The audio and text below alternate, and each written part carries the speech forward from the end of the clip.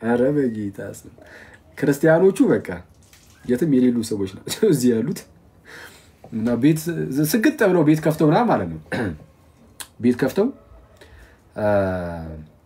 የሻማ ይሄ ሰው ሲሞት በጥቁር ምናምን አድርገው ሻማ የሚያበሩት ይሉ እና ሻማ አብርተው ምናምን ነገር ሰገጥ ብለው ሙሉ ገዝቱ ሞልተውት ቅውጥ አድርገው ያለቅሳሉ ማለት ነው። ኧረ እረፉ እግዚአብሔር ኧረ በጌታ ስም እና አበበ ማን ነው? አሁን ስጠሩ አልነበር እንዴ? አበበ ማን ነበር ጋይስ? አበበ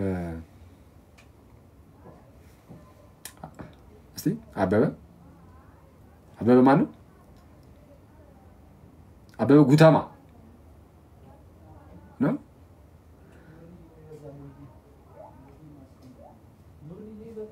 አበበ ጉላት ነው እንዴ? አበበ ጉተማ መስሎ እሺ አበበ ጉልላትም አልሰቀሉትም ማን ነው?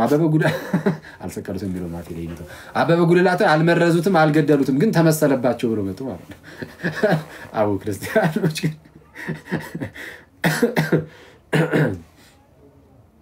ኧረ በስመ አብ የተመታችሁ ሰዎች ብቻ መንፈሳዊ ህይወታችሁ ላይ ትንሽ በርቱ እንጂ ማለት ነው። ይሄ ጭዊው ምናምን ያበደ የምር ማለት ሌላ ሰውን ምናምን እንዳትሳደቡ ምናምን አንሳደብ።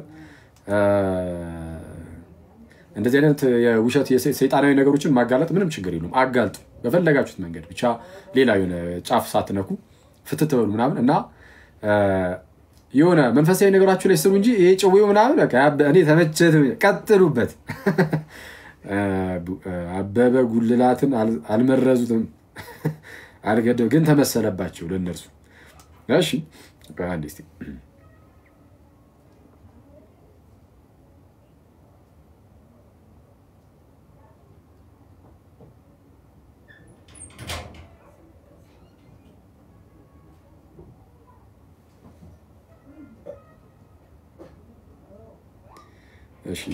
እስቲ ያው ልኮልኝ ነበር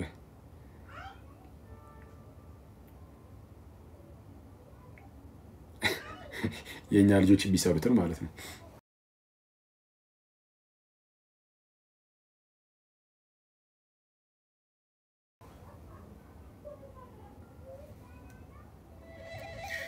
በስነስርዓታቸው ላይ ተገኝቶ አንዴ ቆይ ኮኔክት ላድርገው እስቲ ከዛ ጋር እንዲሰማ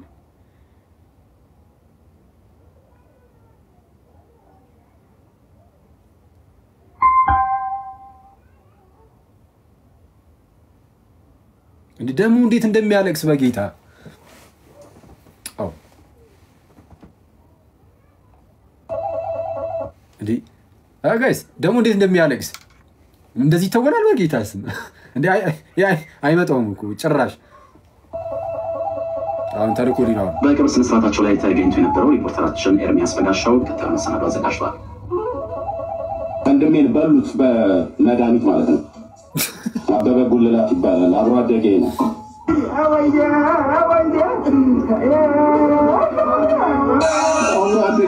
አብሮ አደጌ ነው። ወንድሞቼ ናቶቼ ወንድሞቼ አብሮ አደጌ አብረን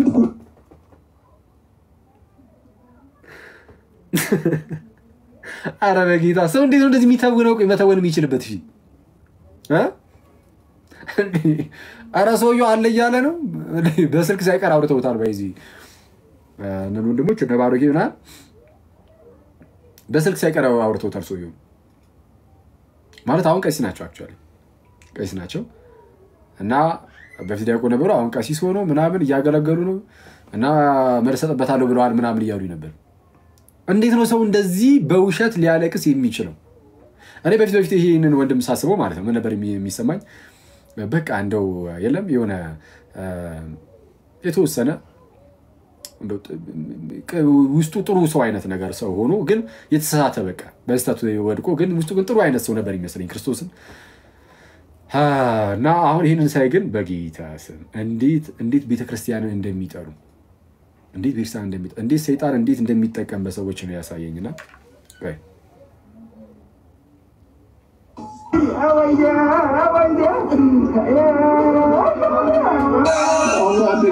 አብሮ አደጌ ነው። ወንድሞቼ ናቶቼ ወንድሞቼ አብሮ አደጌ አብረን ቀን አንድ ቀን ጥቁና የተቀበለን አብረን የቀደስን አብሮ አፈር ፋይቶ ያደገ በአንድ ወንዝ ላይ ያደግን አበበ ጉልላት ይባላል።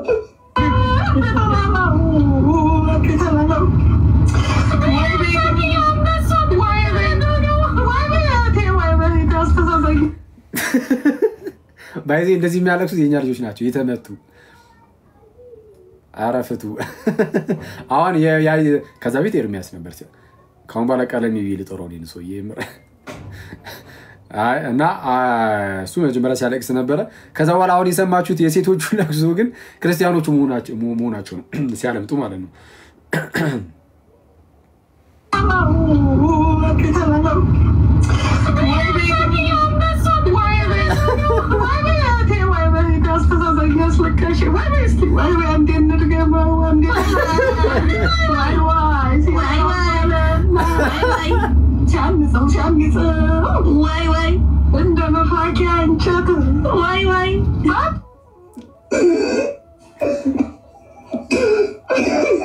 ይሄ ራሱ አብሮ አደገኝ ሳልቀብረው ወንድሜን ነግሬዋለሁ።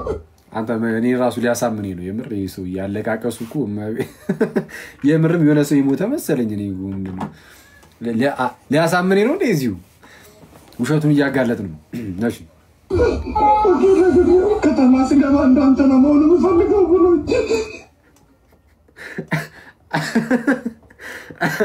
ኧረ ሰው ሙድ ይዛ ከተማ ስገባ እንዳንተ ነው መሆኑ የምፈልገው ብሎኝ እንደኔ ሳይሆን ቀረ ነው ሞተ።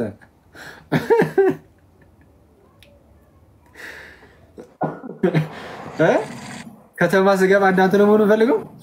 ኧረ በጌታ ስም ይኸው ኧረ በጌታ እየሳቅን እየተጫወትንም ኧረ በእግዚአብሔር አይገባም።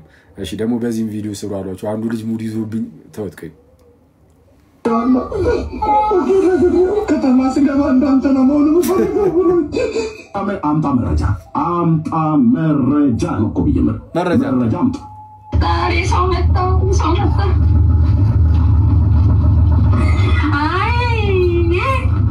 ተጋድሞ እናንተ እዚህ ትጋደባላችሁ። አርማችሁን አውጡ። በስመ አብ ወወልድ አታሸማክት ወንድሜ ወጥ የለም። የሽመክት አክስት ወጥ የለም። እማማ ዝናሽም ይበላሉ። ዘመድ ሞቶባቸው ላይ ተነመጣሉ። ሰርግና ማህበር አይደለም። ወጥ የለም። አልቅሱ። በቅብር ስነ ስርዓታቸው ላይ ተገኝቶ የነበረው ሪፖርተራችን ኤርሚያስ በጋሻው ኧረ ላሽ አቡ እናንተ ሰዎች በጌታ ስም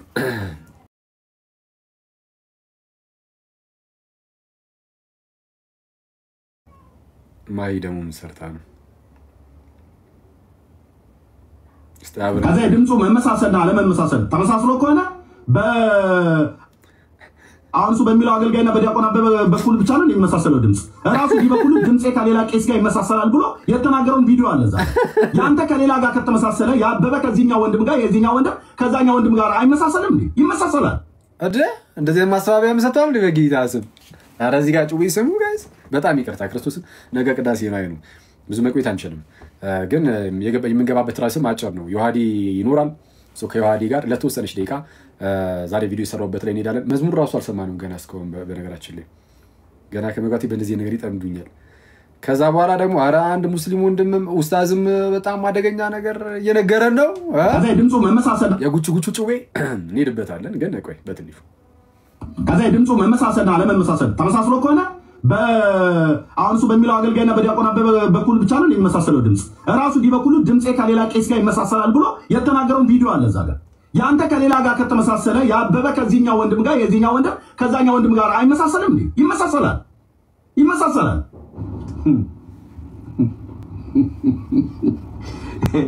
አንዴ ቆይ ወንድሜ ደወለልኝ። ምናልባት ድምፁ ካለ እዚሁ ያሰማቸዋለሁ ቅዳሴ ላይ። በጣም ስሙልኝ እንግዲህ እንደምትሰሙት ነው።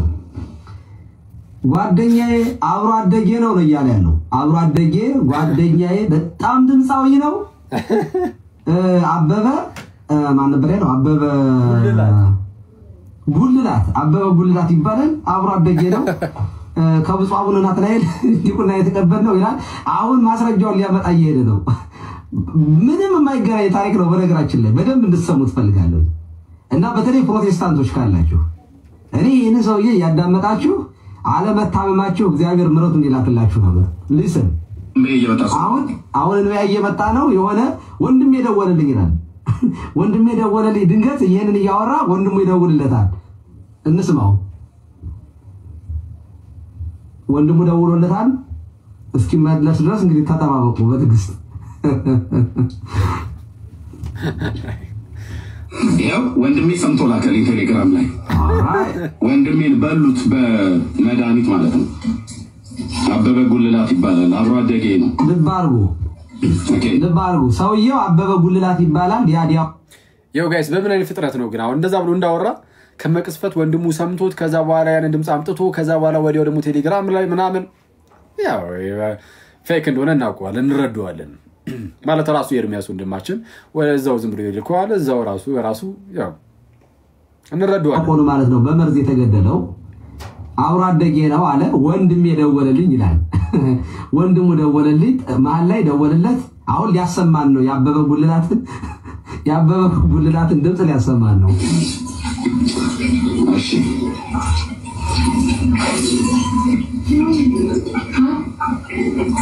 እንዴት ውስጥ እንደተረበሸ ልነግራችሁ አልችልም። አብሬው ቀደስኩ አብረን ቆመን ስሙት። የኢየሱስ ድምጽ ነው።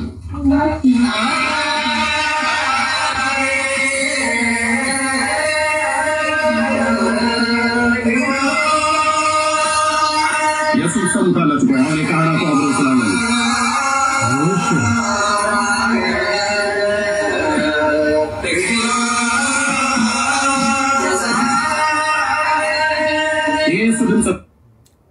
ቅዳሴ ግን በጣም ደስ የሚለው ነገ ማንም እንደማይቀር ተስፋ እናደርጋለን።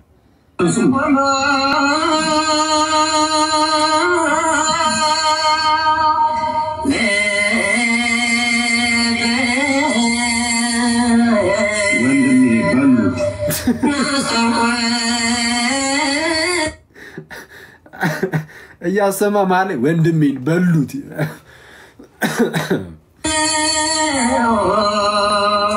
አበበ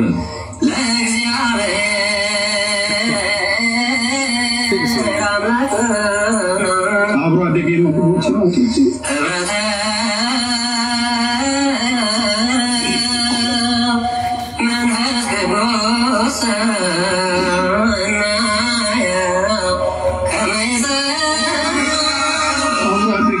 አብሮ አደጌ ነው። ወንድሞቼ ናቶቼ ወንድሞቼ አብሮ አደጌ እኔ ሲሪየስሊ እንደዚህ በቃ ስቅስቅ ብሎ እንዲያለቅስ ያደረገው ግን ሪሊ ዲያቆን በትረ ጋርና ቡድን ስማ። አሁን ቀሲስ ሆኗል መሰለኝ። አይቴ ቀሲስ በትረ በመጡ እዚህ ጋርና በሰማ እና የቅዳሴ ከማን ጋር የቀደሱት መሰላችሁ? ከአባ ገብረወልድ ጋር። መጋቤ ስብሐት አባ ገብረወልድ ይባላሉ። ከኔ ጋር አብረን አሁን አዲስ ኪዳን አብረን እንማራለን።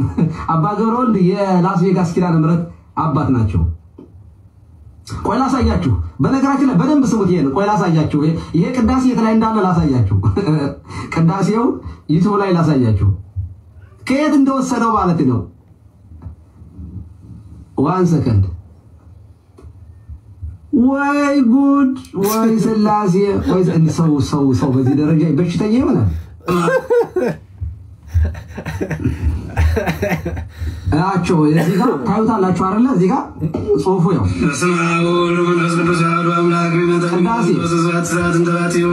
እዚህ ጋር ታዩታላችሁ። ቅዳሴ መጋቤ ስብሐት ቆሞስ አባ ገብረወልድ ወልደ ሳሙኤል። አሁን ተርኩል ይሄ ቅዳሴ በስቱዲዮ የተቀረጸ ነው። ኦኬ አዎ ከማን ጋር ከዲያቆን በትረ ጋር ድምጹን አሰማችኋለሁ። ኤርሚያስ ያሰማው የነበረውን ድምጽና ይሄንን አሰማችኋለሁ።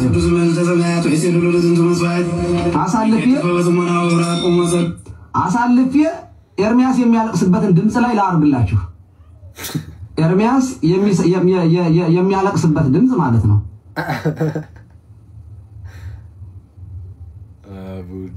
ኦኬ አዮ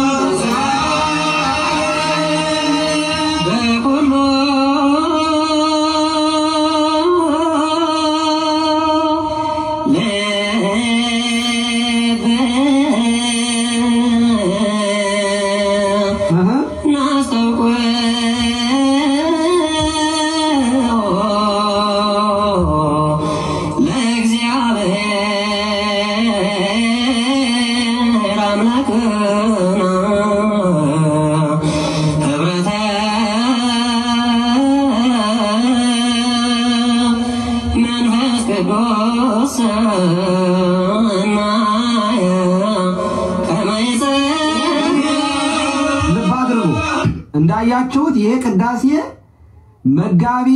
መጋቢ ስብሐት አባ ገብረ ወልድና ቆይቷል። በነገራችን ላይ አይ ቲንክ ወደ 8-9 ዓመት ምናምን 10 ዓመት ሳይሆን አይቀርም እና ዲያቆን በትረ አሁን ቀሲስ ሆኗል። የአዲስ አበባ የዮሐንስ ወልደ ነጎድጓድ ዲያቆን ቀዳሽ በጣም ምርጥ ዲያቆን ነው። በነገራችን ላይ ይሄንን ሰውዬ ቀለም የምን እያለ ነበረ እኔ ጋር አብረን ዲቁና ያመጣን አብሮ ተወልዶ ያደገ የክፍለ ሀገር ልጅ ነው እና ወረዳ ውዶ ተጋብዞ ቀድሶ ሲወጣ ምግብ ተመገቡ ሲወጣ በስጋ ወደሙ ቄሶቹ ገደሉት እያለ ነው የሚያወራው። ማን ይባላል አለ ስሙ? አበበ ጉልላት ይባላል አለ። አለቀ። እና ወዳጃችን ግን ምን አለ?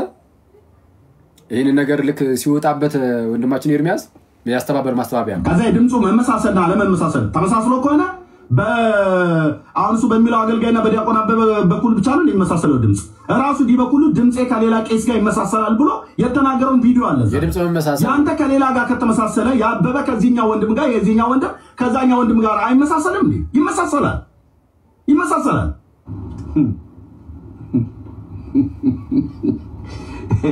አንዴ ቆይ ወንድሜ እሺ ማለት ልክ አሁን ወጥቶ ሲያሳዩት እንደዚህ ማለት ነው።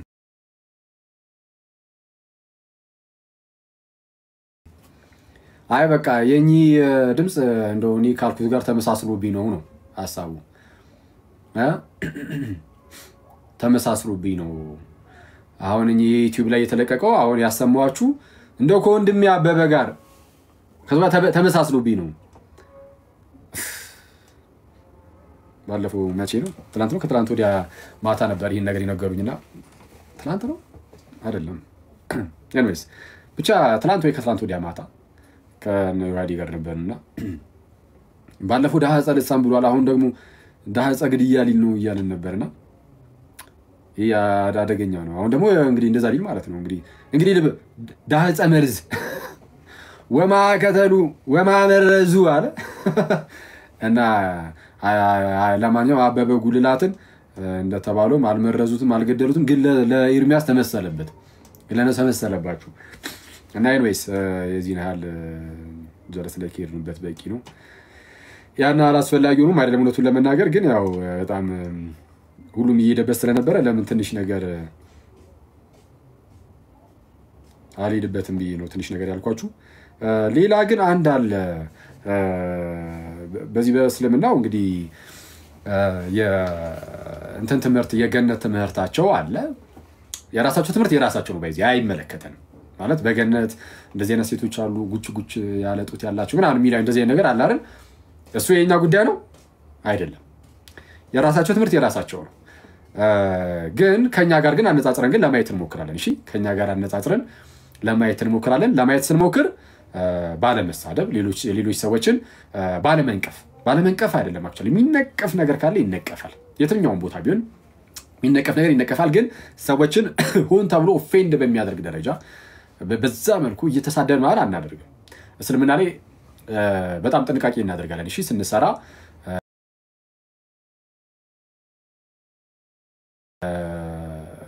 ዮሐዴ ይመጣል። ሶኪ ዮሐዴ ጋር ሆነን እንግዲህ ዮሐዴን እንጠይቀዋለን። እስልምና ላይ ኤክስፐርት ነው ዮሐዴ። አይ ጥሩ ነው። ያ እንደምታውቁት ዮሐዴ አንዳንድ ነገሮችን እናወራለን። ከመቤታችን ጋር ያገናኙትን ነገርም አለ። እሱንም እናያለን። ይሄንንም እስቲ ለማየት ሞከ ቪዲዮን አሳያችሁና በጣም እንደው ፓሽኔት ሆኖ ነው የሚናገረው አንድ ኡስታዝ የእስልምና መምህር በገነት ስላለው ነገር ማለት ነው። ስለዚህ እሱን ከኛ ጋር ደግሞ እንደዚህ ነገር የለም። ሶ ያለውን ነገር ያነጻጸርን ትንሽ ነገር ለማየት እንሞክራለን። የሚያስፈልግ ሆነ ቼክ እያደረኩኝ እንቀጥላለን። እሺ ዮሐዴ ሰላም ላንተ ይሁን፣ እንኳን ደህና መጣ። ሰላም ላንተ ይሁን አኬ። እንዴት አመሸህ? እንዴት ዋልክ? ሁላችሁም እንዴት ዋላችሁ? ታችም ያላችሁ ላክ እንዴ አይደለም ቤት ነኝ። ፕሌን እያለፈ ወንድማችን ስታወራ የተወሰነ ድምፁ ላይ እንትን አለው የሆነ የውጭ አይነት ድምፅ የሚሰማ ነገር አለው። እሺ እንኳን ደህና መጣ ምናምን ነገር አሁን ለአጭር ደቂቃ እስቲ የተወሰነ እንሄድበታለን እንግዲህ አንዳንድ ነገሮች ላይ የመጀመሪያው እስቲ አንድ ቪዲዮውን ላኩልኝ ኖርማሉ እዚህኛው ትልቁ ስልክ ላይ ነው ያለውና ከሱ ላይ አሁን ማውጣት አልችልም አንድ ቪዲዮ ላሳየህና እዛ ላይ ትንሽ ነገር እንላለን ማለት ይሄ ትምህርት እንዴት የሚታየው እዛ እስልምና ላይ እና ነገር የሚለውን በነገራችን ላይ ቅድም አሁን ብያችሁ ነበር አሁንም የምደግመው ነገር ላስታውሳችሁ የምወደው ነገር ምንድነው እስልምና ላይ ስንናገር በፍጹም ሰዎችን አታክ ማድረግ በሚመስል መልኩ ምናምን አናደርገውም እሺ ሰዎችን አታክ ሳናደርግ ያለውን ትምህርት ብቻ በተቻለን አቅም እንደውም የሆነ ጥሩ ያልሆኑ ቃላቶች ራሱ ቢኖሩ እነሱ ጋር የሚገኙ በተቻለን አቅም አለሳልሰን ምናምን ለመናገር ነው የምንሞክረው ዮሐዴ እንደዛ ለማድረግ ይሞክራል እኔም እዚህ ጋር ደግሞ እንደዛው ለማድረግ ሞክራለሁ እኔ ያው ዮሐዴ ሲናገር ጠቅለል ያለውን ሐሳብ ኦኬ ለካ እንደዚህ ነው እያልኩኝ ለእናንተ አቅም አብረን የምንሰማው እና ሰው በተቻለን አቅም የስድድብ ምናምን እንደዛ አይነት ነገር ምናምን እንደዛ አይነት ነገር አይኖርም ግን ያለውን እውነታ ግን እናያለን ለምንድነው የምናየው ቅዱስ ጳውሎስ በሮሜ መልእክቱ ምዕራፍ 16 ላይ አንድ የሚናገረው ነገር አለ ያኔ ላንብብላችሁ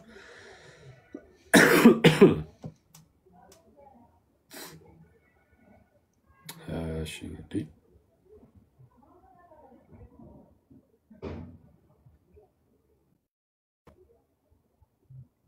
ሮሜ ምዕራፍ 16 ቁጥር 17 ላይ እንዲላል ነገር ግን ወንድሞች ሆይ እናንተ የተማራችሁትን ትምህርት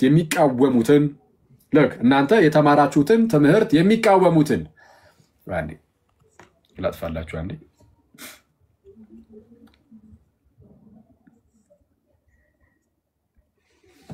እሺ እናንተ የተማራችሁትን ትምህርት የሚቃወሙትን መለያየትንና ማሰናከያ የሚያደርጉትን ሰዎች እንድትመለከቱ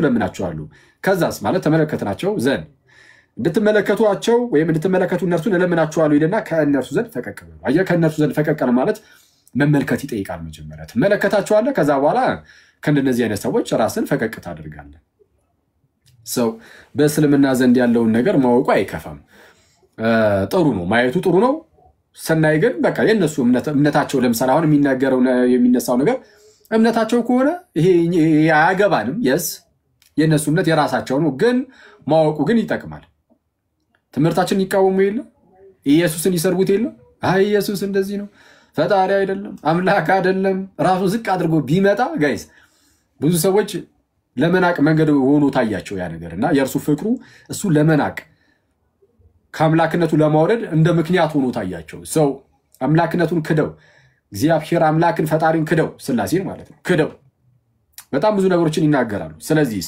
እናንተ የተማራችሁትን ትምህርት የሚቃወሙትን መለያየትንና ማሰናከያን የሚያደርጉትን ሰዎችን እንድትመለከቱ ለምናችኋለሁ ከእነርሱ ዘንድ ፈቀቅ በሉ ፈቀቅ ለማለት ያለውን ነገር ማየት ምንም ጤናማ ነው ስለዛ በእስልምና ዘንድ ስላለው ዮሐዴ በተናገረ ቁጥር እነሱ ከሚናገሩት ውጪ በፍጹም ሌላ ነገር ሊናገር አይችልም ማለት ነው ወይም እነሱ ከሚያምኑት ውጪ አይናገርም የሚል ሰው ካለ ግን ለትንሽ ደቂቃም ቢሆን ማስገባት እንችላለን ከሙስሊም ወንድሞቻችን ፌር ለመሆን ማለት ነው አይ እኛ እቺኛዋን ነገር እንደው አናምናትም ዮሐዴ እዚህ ጋር የተናገርካትን አናምንም የሚል ሰው ካለ መጥቶ አይው መጽሐፍቶቻችን ላይ የለም የሚል ካለ ማለት ነው መጥቶ እዚህ ጋር መናገር ይችላል ስለዛ ዮሐዴ በትልቅ ጥንቃቄ እንደ ሁሉ ጊዜው ሁሌም እንደዛ ነው የሚያደርገው እንደዛ ያደርጋል ማለት ነው ስለዛ አንደኛው እሱ ነው ሁለተኛው ግን ዛሬ ቪዲዮ ሰርቼ ነበር እንደምታስታውሱት በመሐመድና በአይሻ መካከል ያለውን ያንን ግንኙነት የሚተቹ ሰዎች አሉ አይደል ይተቻ እንግዲህ እስልምና ላይ የሚሰሩ ወንድሞች ክርስቲያኑም ምኑም ኤቲስቱም ሳይቀር ሁሉም ይተቻል እስልምናን በዛ ጉዳይ ላይ ማለት ነው አሁን ላይ እሱ ሲታቹ ያ ነገር ሲታችባቸው የሚመልሱት እንዴት ነው የሌላ ሰው ሃይማኖት ላይ በመግባት ለምሳሌ ክርስትና ላይ ይመጡና ድንግል ማርያምም እኮ ከዮሴፍ ጋር እንደዚህ ነበረች አይነት የሚመስል ነገር ለማንሳት የሚሞክሩ ሰዎች አሉ አህመድ ዲን ጀበል እሱ የተናገረውን ይዤ ዛሬ ቪዲዮ ሰርቼ ይላችሁ ነበርና የምር አሁን እመቤታችን እዚህ ላይ የምትጠቀስ ሴት ናት እሱን ትንሽ ነገር እንላለን የአይሻ ጉዳይ እንዴት ከእመቤታችን እንደሚለይ እንድታውቁት የአይሻ ጉዳይ ምን እንደሆነ እሱንም ዮሐዴ የተወሰነ ነገር ይለናል አስቀደመን ግን ወደዛ ወደ እንትኑ እንሂድ ሰውዬው ወደ ተናገረው ከዛን አንድ ጥያቄ ያቀርባለሁ ለዮሐዴ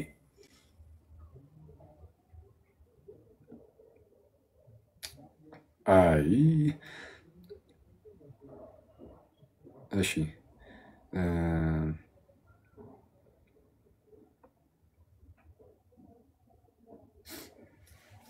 ከራሳቸው ከሙስሊም መምህራን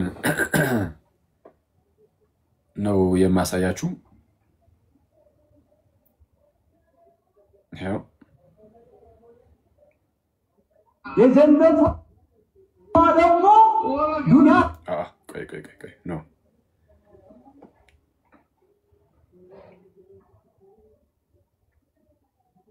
እስቲ ቆይ ሰላም ጋይስ እኔ ተው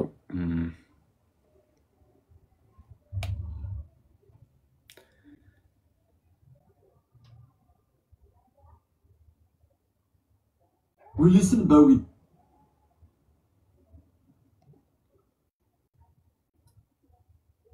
እንትን ያለው የለም ይሄ ድምጽ አብሩት የሳቅ ድምጽ ምናምን የሌለው ቪዲዮ ነው የሳቅ ድምጽ የሌለው አብሩት አሁን ያገኘሁት ቪዲዮ አብሩት ከኡስታዙ ጋር የሳቅ ድምጽ እንትን ልበል እስቲ ካለህማ ክፈታው የሳቅ ድምጽ የሌለው አለ እስኪ አይ ቲንክ ይሄኛው ያለው አይመስለኝም ቆይ አንዴ እስኪ አንዴ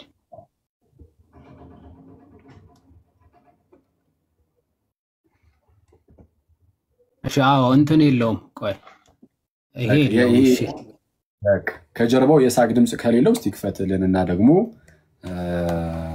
እስቲ እንስማውና ከዛን ጥያቄን አቀርባለሁ እስኪ የሼክ ኢብራሂም ንግግር አለው ከፊትና ምናልባት በጣም የወረደ ነው ድምጽ ከተሰማ ሰው ካልሆነ ግን የሱን ሰም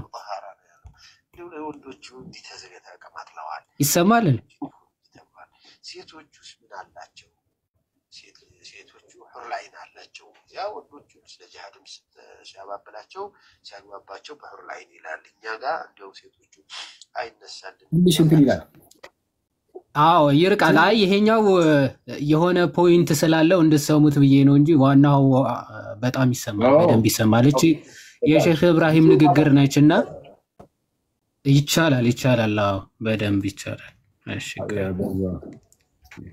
ማለት በጣም ፓሽኔት ሆኖ የሚያስተምሩት ትምህርታቸው ቆይ እንትን አድርገው ትንሽ እሺ አሁንስ እሺ በቃ አይ ቲንክ ቆርጬዋለሁ መሰለኝ እስቲ ቆይ አይዋ እሺ አሁን አሪፍ ነው እሺ አሁን ሼክ ኢብራሂም እንጂ ምንድነው የተናገሩት የእሳቸው ፖይንት ልድገምላችሁና ከዛ የሰውየውን በደንብ ትሰሙታላችሁ ምንድነው የሚሉ ሼክ ኢብራሂም ሰምታችኋቸው ከሆነ እንግዲህ መሐመድ ሰዎቹን ለጦርነትም ሲያነሳሳ እንበል ወንዶቹን ማለት ነው ለጦርነትም ሲያነሳሳ ሃይማኖትም እንዲቀበሉ ሲያባብላቸው ሑረላይን የሚባሉ ቆነጃጅቶች ደናሉ እያለ ያነሳሳቸዋል ሴቶች ናቸው የሚጠይቁት ማለት ነው ሴቶችስ እስቲ ምንድነው ያለን ቆይ ብለው ይጠይቃሉ እስኪ መልሱ አይነት ጥያቄ ነው እየጠየቁ ያሉት ማለት ነው ሼክ ኢብራሂም እንግዶች አቅርበው ማለት ነው እና ይሄንን አምነውበታል መሐመድ ወንዶቹ ለጦርነት ምናምን ለማነሳሳት ደናግላን 72 ደናግላን እኮ ይጠብቋቸዋል እያለ ለጦርነት ራሱ ያነሳሳቸው እንደነበር ይሄ ሴክሱን ለዛ ፐርፐዝ ይጠቀምበት እንደነበረ ያወሩበት ክፍል ነውና ምናልባት ከሰማችሁት ብዬ ነው አሁን ማለት እንዴት እያለ ነበር ስለ ሴቶቹ ሲያሳምናቸው ወይም ደግሞ ለጦርነት ሲያነሳሳቸው የነበረው እሺ እንስማ ለጀነት ሰዎች አላቸው ጡታቸው ጉች ያሉ ሴቶች አላቸው አላህ እኔ አላልኩም አላህ ነው ያለው والله የማይፈርድ የማይሟሟ የማይወርድ የማይጎል ዘላለም ያበጠ ጡት አላቸው በነካኸው ቁጥር ያስደስታል ያ ረቢ አላህ ለእናቶቻችን እንደ እህቶቻችን በማማት መውረድ አይታወቅም እኔ አላልኩም አላህ እኮ ነው والله ጡታቸው ጉች ያሉ ሴቶች አላቸው ወአትራባ በእድሜ እኩል የሆኑ የ33 ዓመት እድሜ ያላቸው ወጣት የሆኑ ሴቶች አሉላቸው ለማን ለነዛ አላህን ለሚፈሩ ሰዎች ለነዛ መጥፎ ነገር ለተጠበቁ ሰዎች ለነዛ ዱንያ ላይ መልካም ለሰሩ ሰዎች እንደነዚህ ያሉ ሴቶች አሏቸው ይላል አላህ። ይህ ነው እንግዲህ የጀና ጉዳይ አበደ። ኦኬ እሺ፣ ይሄ ደግሞ የሼክ መሐመድ ዘይን ናቸው። የቅድሙ ሼክ ኢብራሂም ነበር ያለው መሐመድ ዘይን ናቸው። እኚህ ደግሞ ሼክ ኢብራሂም ማለት ነው። 100 ሴቶች በአንድ ሰዓት ጅማዕ ታደርጋለህ። እነዚህ 100 ደግሞ ሁሉ ቢክር ናቸው፣ ድንግል ናቸው። ለ100 ሴቶች ሁሉ ድንግላቸው ወስደህ እንደገና within 5 minutes ድንግላቸው ይመለሳል፣ ድንግል ይሆን እንደገና። طيب እኔ አልደክምም እንዴ? አራት ደክምም እንደገና ጎበዝ ነው የምትሆነው። ሚስትህስ ይህች የአዱንያ ሚስትህ ደስ ይላታል እንጂ ሴቶች አሉ ይቆጫታል። እንዲያው ለምን 200 አይሆንም ትላለች። ይህ ሁሉ እያለ ከዚህ በላይ ምንድን ነው የምጠብቀው ይላል። አሁን አላህ ሱብሓነሁ ወተዓላ አዚደኩም ያበዛል፣ ልጨምርላችሁ ይላል። ፈልገው የጀና ሰዎች ምንድነው የሚጨምረን ከዚህ በላይ ይላል። ኦኬ እነዚህ ናቸው። እሺ ያዲ እንግዲህ አሁን እንደሰማችሁት ከራሳቸው ከሙስሊም መምህራን የሰማነው በሙስሊም መምህራን ዘንድ አሁን እየተነገረ ያለው ይቅርታልኝ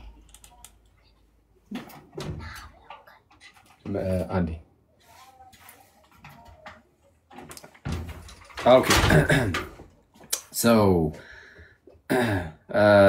ምንድነው በእስልምና ዘንድ እንግዲህ ያለው የነገረ ገነት ትምህርት የገነት ትምህርታቸው ወይም ደግሞ የሚመጣው ህይወት ትምህርታቸው ይሄ ስካቶሎጂ ምናምን የትንሳኤው ኖሮ ከዛ በኋላ ያለው ህይወት ምናምን ላይ እንዲህ አይነት የሴክሹዋል ነገሮች ምናምን ይኖራሉ የሚል ትምህርት አለ። ግን ይሄ ሴክሹዋል ነገሮች የግንኙነት መፈጸም ምናምን ነገሮች አሉ የሚለው ብቻ ግን ሳይሆን አሁን እንደሰማችሁት ምናልባት ይዋዲ የሚያሳየን ነገር ካለ አንድ ከመዛግብቶቻቸው አሁን ከመምህራኖቻቸው ብቻ ሳይሆን ዝም ብሎ እነዚህ መምህራኖች ተሳስተው ነው ወይስ የምር መጻፍቶቻቸው ላይ ማለት የሚለውን ይዋዲን ጠይቋሉ። ሜቢ እስቲ ጠይቄው እንደውም እሱ ከነገረን በኋላ አንድ ነገር አሳያችኋለሁ። ያለውን ነገር እንዴት ማየት እንዳለባችሁ አሳያችሁና በእኛ ዘንድ ደግሞ ያለውን ያንን ተስፋ ደግሞ አንስተን እናወራለን። በጣም ትልቅ ተስፋ አለን ክርስቲያኑ ወንድሞቼ፣ በጣም ትልቅ የሆነ ተስፋ እና ደግሞ ተስፋው ራሱ በደንብ የተረጋገጠ አይነት ተስፋ ማለት ነው። እንደነዚህ አይነት ተስፋዎች አሁን እንደሰማችኋቸው አይነት ተስፋዎች የተረጋገጡ ተስፋዎች አይደሉም። እንዲሁ ብቻ የሆነ የሚታሰብ አይነት ብቻ ይመስለኛል። እንግዲህ ለምን እንደዛ እንዳልኩኝ በኋላ ላይ እነግራችኋለሁ። የኛ ደግሞ የተረጋገጠ የሚያስደንቅ የሆነ ተስፋ እንዳለም ደግሞ እሱን በማስረጃ አሳያችኋለሁ። እስቲ ዮሐዴ የምር አሁን እንደተባለውም በዛ በጀነት ጉጭ ያለጡት ያላቸው ጉጭ ያለጡት ማለት ያው ትረዱታላችሁ አይደል? ከዚህ በፊት ብያችሁ ጥልጥል ያልሆነ ማለት ነው። ከ15 ዓመት በታች የሆናችሁ ሰዎች እንዴት ወጣላችሁ ማለት ነው። ምናምን እንግዲህ አስፈላጊ ሊሆን ይችላል እሱና ውጡ ወላጆች ከ15 ዓመት በታች ያሉ ልጆች አብሯችሁ ካሉ አይናቸውና ጆሮአቸውን ይዛችሁ እናንተ ብቻ ለመስማት ሞክሩ፣ ለክፉም ለደጉም በሚለው እንደነዚህ አይነት ነገሮች ያው ትንሽ ገለጥለጥ ያሉ ነገሮች ስለሆኑ በማህበረሰባችን ውስጥ የነውር አይነት ነገር ተደርጎ ስለሚታሰቡ ብዙ ጊዜ ለዛ በሚለው ማለት ነውና ልክ እንደዛ ጥልጥል ያልሆነ ጉጭ ያለጡት አለ አይነት ነገር እንግዲህ አክቹአሊ ራሱ የእስልምና ፈጣሪ ወይም አላህ ማለት ነው አምላክ የእስልምና አምላክ ተብሎ የሚታመነው አላህ እሱን በቁርአን ላይ ተናግሯል ተብሎ ይነገራል። እሱ ቁርአን ላይ ማለት እዚህና ተዛማች የሆነ ነገር እዛ ይደረግ ዘንድ ያለውንም የሴክሹዋል ነገርንም የሚያሳዩ መዛግብት ካሉ ይዋዲ ምናልባት እስቲ ቅርብ ቦታ ላይ ካሉ እንደዚህ አይነት ነገር የሚሆን ማስረጃ እስቲ ትንሽ ነገር ብታሳየን ወይም ብትነግረን። ኦኬ ሻኪ ዋ ጥልጥል ያለ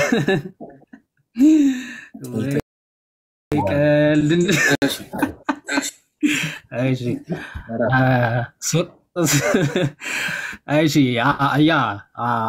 ተስፋቸው ስለሆነ በእርግጥ ይህንን ትምህርት አንዳንዶቹ በዚህ ይህን ያክል በቃ አሉ የሚባሉ ሼኾች ኡስታዞች ምናምን በሚገባ የሚያምኑትና ተስፋ የሚያደርጉት ትምህርታቸው ነው። በቃ ስካቶሎጂ ከተባለ እስልምና ዋና ኢንቴንሽናቸውና ተስፋቸው ይሄ ስለሆነ በስፋት የሚያስተምሩት ስለ ሴቶቹ ነውና ከቁርአን ጀምሮ ይሄንን ታሪክ በሚገባ አለ። እሱን ምናልባት ከተቆራረጠ ምልክት አሳየን። እሺ የሚቆራረጥ አይነት ከሆነ እሺ ሱረቱል አርህማን ከዚህን ጀምር ሱራ 55 አያ 56 ላይ እንዲህ ይላል ስለ ሴቶቹ ሲናገር በውስጣቸው ከበፊታቸው ይላል ከበፊታቸው ከባሎቻቸው በፊት ማለት ነው ሰውም ሆነ ጂኒ ያልገሰሳቸው አይኖቻቸው በባሎቻቸው አሳጣሪዎች የሆኑ ሴቶች አሉላቸው ይላል ኦኬ ከባላቸው በፊት ገነት ገብቶ ግንኙነት ከሚያደርጋቸው ከባላቸው ከሱ በፊት ጂኒም ጋኔንም ቢሆን ሰው ያልገሰሳቸው ማለት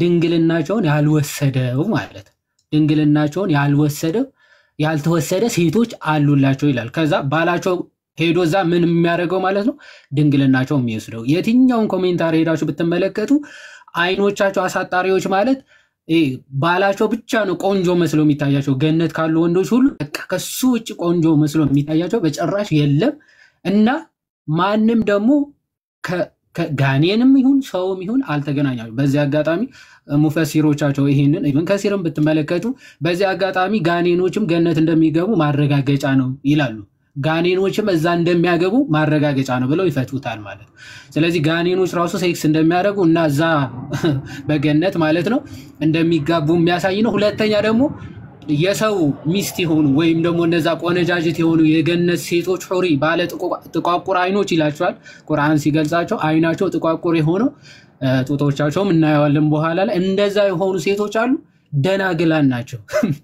ደናግላን ናቸው እና ማንም አልነካቸውም ሰውም ጂኒም አልነካቸውም ይላል ኦኬ የገነት ሰዎች ደግሞ ወደ ገነት ሲገቡ በጣም ቢዚ ይሆናሉ በሆነ ስራ ቢዚ ይሆናሉ ያው ሱረቱል ያሲን ሱራ 36:55 ላይ በጣም ቢዚ ይሆናሉ ይላል የሚታያቸው ከሆነ የገነት ሰዎች ዛሬ በእርግጥ በስራዎች ውስጥ ተደሳቾች ናቸው ይላል አማርኛው ቢዚዎች ናቸው ነው ትርጉሙ ማለት ነው በስራዎች ተደሳቾች ናቸው ይላል የሆነ ስራ እየሰሩ ቢዚ ሆነዋል ተጠምደዋል ምንድነው ያን ስራ የሚለው ተፍሲራቶቹን እንመለከታለን እንግሊዘኛው የሚታያቸው ከሆነ አርበሪ ትራንስሌሽን ማለት ነው የአርበሪ ትራንስሌሽን the inhabitants of paradise today are busy in their rejoices ይላል የሆነ ስራ እየሰሩ ቢዚ ሆነዋል ይላል ኦኬ ምንድነው ቢዚ ያደረጋቸው ስራ ያው ተፍሲር አልጀላለይን የራሳቸው ሙፈሲር ምንድነው ቢዚ የሚያደርጋቸው በገነት ቢዚ የሚያደርግ ስራ ይኖራል ምንድነው ያ ስራ የሚለውን ሲያብራራ to what the inhabitants of the fire are suffering ኦኬ ቢዚ ማለት ነው በመሰቃየት ቢዚ እንደሚሆን ሁሉ በሲኦል ያሉ ሰዎች በስቃይ ቢዚ እንደሚሆኑ ሁሉ አለ the delighting in pleasures such as deflowering virgins ይላል የገነት ወንዶች ደግሞ ወይም ደግሞ የገነት ሰዎች ደግሞ በደስታ ምን ይሆናሉ ቢዚ ይሆናሉ ምን በማድረግ deflowering virgins የነዛን ደናግላን ድንግልና በመውሰድ ቢዚ ይሆናሉ ይላል ኦኬ ንጽጽሩ በገሃነም ያሉት ሰዎች በእሳት በመቃጠል ቢዚ ሲሆኑ በገነት ያሉት ደግሞ ደናግላንን ድንግልናቸውን በመውሰድ ቢዚ ይሆናሉ ነው በቃ ደናግላት ድንግልናቸውን ይወስዳሉ በጣም ደስ ይላቸዋል ድንግልናቸውን በመውሰድ ማለት ነው ያንን መውሰድ በቃ ደስታቸው ነው በቃ ደናግላንም ዲፍላወር ማድረግ ድንግልናቸውን ማፍረስ በቃ ለነሱ ትልቁ ስራቸው ቢዚ የሚያደርጋቸው ስራቸው ነው ስለዚህ በሌላ ነገር በምንም ቢዚ ሊሆኑ አይችሉም እያለ ኢብን ከሲር ያብራራዋል ማለት ነው ስለዚህ ደናግላንን በመገርሰስ ድንግልናቸውን በማፍረስ ቢዚ ይሆናሉ ይላል እዛው ሱራ 78:33 ምን ይላል እኩያዎች የሆኑ ጡተ ጉቸማዎችም የሆኑ ሴቶች አሉ ማለት እኩያ የሚላቸው እድሜያቸው ማለት ነው እድሜያቸው ቀደም ሲያብራሩት እንደነበሩ ኡስታዙ ሰምታችኋቸው ከሆነ እኩያዎች የሆኑ ማለት እድሜያቸው 33 ዓመት የሆኑ ሁሉ እና ደግሞ ጦተ ጉቸማዎች የሆኑ አለ ጦተ ጉቸማ ምን ማለት ነው ኢብን ከሲር ሲያብራራው ጦተ ጉቸማ የሚለውን ምን ብሎ ፈታው ኦኬ ካዊብ የሚለው ነው ጉቸማ የሚል ቃል ማለት ነው this means round breasts ማለት ነው ክብ የሆነ ጦት ማለት ነው ኦኬ they mean by this is that the breasts of the girls will be fully round and not sagging ይላል ስለዚህ የነዚህ ሴቶች ጦታቸው ሙሉ ክብ ነው ኦኬ ፉሊ ራውንድ ነው ሙሉ ክብ ነው and not sagging ማለት ቀጭ አኬ እንዳለው እንጥልጥል ያለው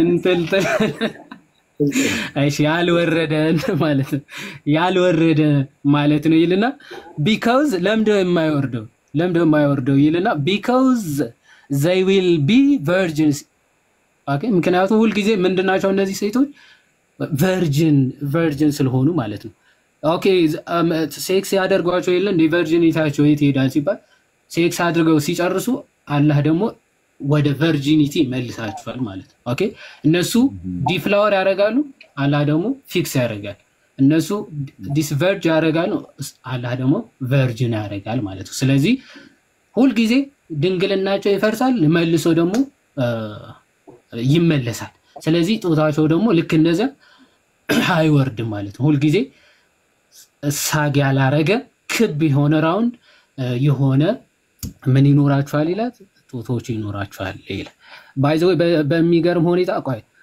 ምን ያክል ማይል እንደሆነ መቀመጫቸው ምናምን በማይል አስቀምጦታል ኢብን አልቀይም ቆይ እሱን እናየዋለን ግን እስቲ በገነት ምን ያክል ሴቶች ሴክስ ሊያደርጉ ይችላል በገነት ሄዶ ምን ያክል ሴቶች ነው ሴክስ ሊያደርጉ የሚችለው ይለው ኢብን ከሲር ሱራ 56 ወይም ደግሞ ምዕራፍ 56:38 ሲያብራራ ምን ብሎ ተናግሯል ከአውተንቲክ ከሆነ ሐዲስ ማለት ነው ተአማኒ ከሆነ ሐዲስ ምን ብሎ ዘግቧል መሐመድ ራሱ ተጠይቆ ነበር እኛ እስቲ አሁን ገነት ሄደን ሴክስ እናደርጋለን ልክ ጌታችን ጠይቀውት ነበር የሆነ 7 ባሎች እየተፈራረቁ ያገባች ሴት ገነት ሄዳ ማን ነው የምታገባው የሚል ጥያቄ አይነት ተጠይቆ ነበር ጌታችን ልክ ይሄ ጥያቄ ለመሐመድም ተጠይቆ ነበር ሚስቶቻችን በገነት ምን ሴክስ እናደርጋለን ወይ ብለው ጠይቀውት ነበር ያው እዚህ ጋር የሚታያቸው ከሆነ in paradise the believers will be እናረጋለው ነው ብለው ሲጠይቁት ምን ብለው መለሰ in paradise the believers will be given such strength for women ይላል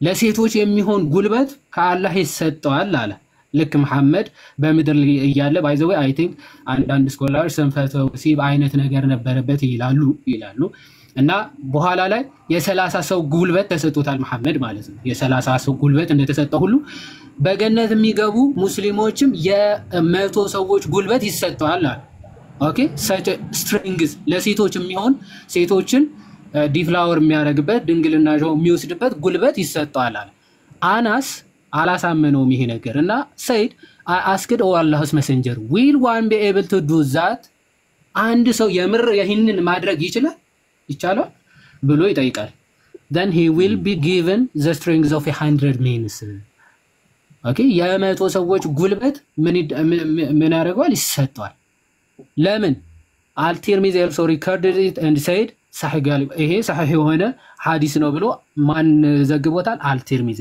በአልተበራኒም ይሄ ሐዲስ ምን ተብሏል صحيح ነው ብሎ ተናግሯል ማለት ነው ኦ አላህስ messenger will we have sexual intercourse with our wives in paradise ተብሎ ተጠይቆ ማለት ዘን የመሐመድ መልስ እዚህ ጋር ተመልከቷል the man will be able እሺ the man will be able to have sexual intercourse with 100 virgins in one day በአንድ ቀን ከ100 ደናግላን ጋር ሴክስ ማድረግ ይችላል ለምን ጉልበቱ ስለተሰጠው ማለት ስለዚህ ጉልበት ይሰጣል የ100 ሰዎች ጉልበት ነው የሚሰጠው ስለዚህ 100 ደናግላን ፐር ዴይ ምን ያደርጋል ማለት ሴክስ ማድረግ ይችላል እና በጣም የሚገርማችሁ ዝቅ ብላችሁ ስትመለከቱ ሴቶቹ ራሱ ለዚህ ሴክሹዋል ዲዛይር በጣም ምንድነው ዝግጁ የሆኑ ሴቶች እንደሆኑ ለማጠየቅ ምን ብሎ ይናገራል መሐመድ አንዲት ሺከመል ወይም ደግሞ ሴት ግመል በበረሃ መካከል ውሃ እንደተጠማች ልክ እነዛ ሴቶችም ለሴክስ የተጠሙ ይሆናሉ ይላል ያው ዝቅ ብላችሁ አሴ ሺከመል ኢን ዴዘርት ውሃ እንደምትጠማ ልክ እነዚያ ለሴክስ ሬዲ የሆኑ ሴቶች አሉላቸው ወሚል ሐሳብ ማን ይናገራል ማለት ነው መሐመድ ኦኬ ባጭሩ ጠቅለል ለማድረግ አንድ ሰው ገነት ሲገባ አቀባበሉ ምን ይመስላል የሚል abhorrence of happiness ወይም ደግሞ driving the souls to the abhorrence of happiness የሚል መጽሐፍ አለው በኢብን ቀይም አልጃዊዚ የተጻፈ ስለ ገነት ህይወት ማለት ነው ስለ ገነት በእስልምና ምን እንደሚመስል እንዴት እንደሚገቡ እንዴት እንደሆነ ህይወታቸው የሚናገር ሙሉ መጽሐፍ ነው ይሄ መጽሐፍ ማለት ነው እዛ መጽሐፍ አንድ ሰው ወደ ገነት ሲገባ እንዴት አይነት አቀባበል እንደሚደረግለት ምን ያክል ሴቶች እንደሚጠብቁት ምናምን በስፋት ያብራራልና ገጽ 149 ላይ እንዲህ የሚል ሐሳብ ታገኛላችሁ። እዚህ ጋር የሚታያችሁ ከሆነ ገጽ 149 ላይ እንዲህ ብሎ እንዲህ ይላል። መጀመሪያ ያ ሰው ወደ ገነት የሚገባው ሚኒማም የሚያገኛቸውን ነገሮች ሲዘረዝር መሐመድ ተጠይቆ ማለት ነው የሆነ ሰው ገነት ሲገባ የሚያገኛቸው ሚኒመም ስጦታዎች ምን ምንድናቸው ተብሎ ተጠየቀ። ያንን ሲመልስ ምን ይላል? መጀመሪያ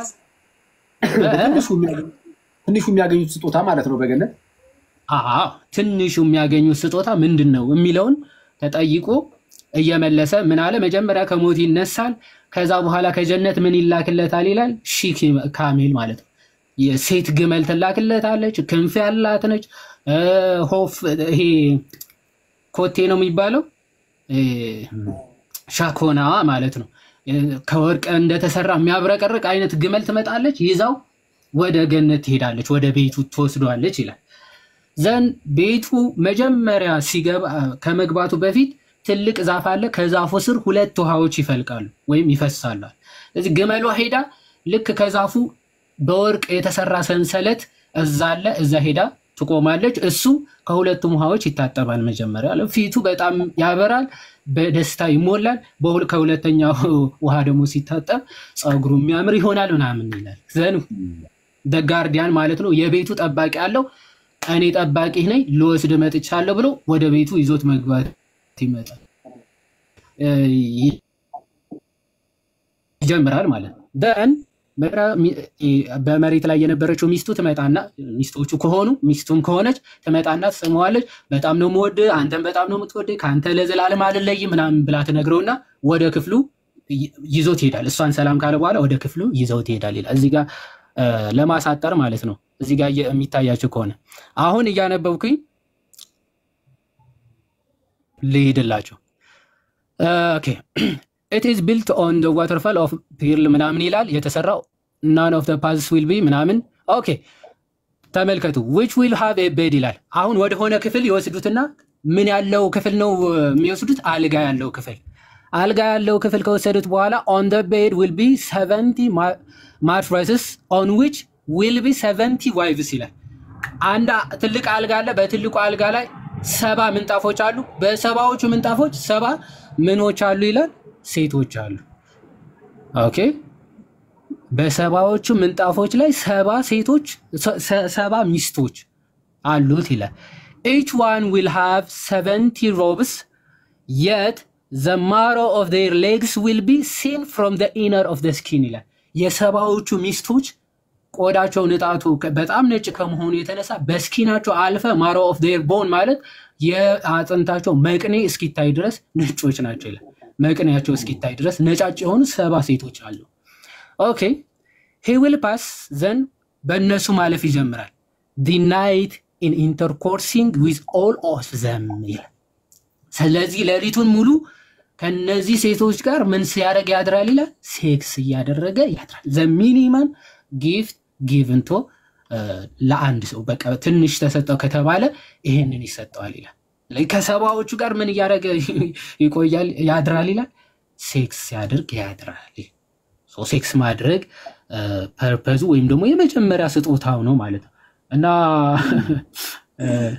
የሴቶቹ መቀመጫ ዲስክራይብ ሲደረግ እዚህ መጽሐፍ ገጽ 155 ላይ እንዲህ ይላል he will have 72 wives ማርቲር ከሆነ ደግሞ ይሄ ሰማዕታት እንደሚባሉት ደግሞ 72 ሚኒማም ይሰጣል ይላል እንደ ደረጃቸው። አሁን ባይዘው ይሄ 2 ዋይቭስ የሚለው በጣም በእስልምና ራሱ ኮንትሮቨርሻል ነው። የሆነ 2 ዋይፎች ይሰጡታል የሚል ኮንትሮቨርሻል ነው። ከሑሪዎቹ ነው ወይስ ከዚህ ዓለም ከምድር ሴቶች ነው 2 የሚሰጠው የሚለው ማለት ነው። ኦኬ ከምድር ሴቶች 2 ተሰጥቶት ለእያንዳንዷ ሚስቶቹ 77 ሑሪዎች ይመደቡላቸዋል የሚል አስተምሮ አላቸው።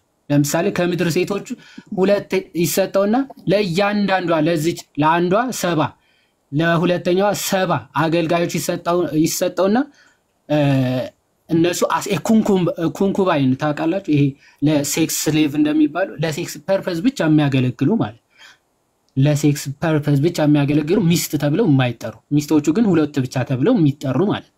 አንዳንዶቹ ደግሞ ኖ ሑሪዎቹ ራሱ 2 ይሆኑና ሌሎቹ ኮንኩባይን የሚባል ግን በቃ አሴ ሴክስ ስሌቭ የማይቆጠሩ እንደዛ ብለው ነው ዲፋይን የሚያደርጉትና ይሄ 72 ምናምን ሲባል ሊሚት እንዳይመስላችሁ ማለት ነው። ስለዚህ እዚህ ክፍል ላይ ምን ይላል? 72 wives in addition ይላል። ከሚስቶቹ በተጨማሪ 72 ሑሪዎች ይሰጠውና to his wives of this world ማለት ነው። ከዚህ ዓለም ሴቶቹ ከሁለቱ ሚስቶቹ or አራት ከሆኑ ሚስቶቹ በተጨማሪ 72 ሑሪዎች ይሰጡትና ይላል one of them will occupy her seat a mile of the land ይላል። የአንዷ ሴት መቀመጫ ወይም ደግሞ መቀመጫ ኦፍ ኮርስ ወይም ደግሞ የለውም ስንት ነው ስፋቱ ይላል 1 ማይል 1 ማይል ማለት ወደ ኪሎ ሜትር 1.6 ኪሎ ሜትር እንደማለት ነው። 1.6 ኪሎ ሜትር መቀመጫ ስፋት ያላት ሚስት ነች ለ72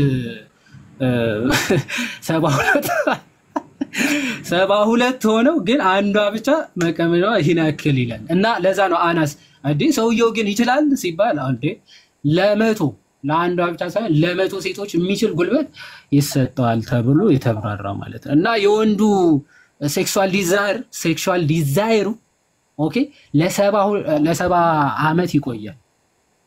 ኦኬ ሴክሹዋል ዲዛይሩ የሰውየው ማለት ነው ለ70 ዓመት እዚህ ጋር የሚታያችሁ ከሆነ ገጽ 218 እዛው ማለት ነው። ሰይድ ኢብን ጁበይር said the sexual desire of the man in paradise will go on for 70 years ይላል። ዲዛይሩ ብቻ ፍላጎቱ የሴክስ ፍላጎቱ 70 ዓመት ከዛ በኋላ ይቆማል ነው ይቋረጣል ነው 70 ዓመት ሲሞላው ያው ወደ ሌላኛው ይሸጋገራል መሰለኝ። እኔ አሁን ይቆማል ይሁን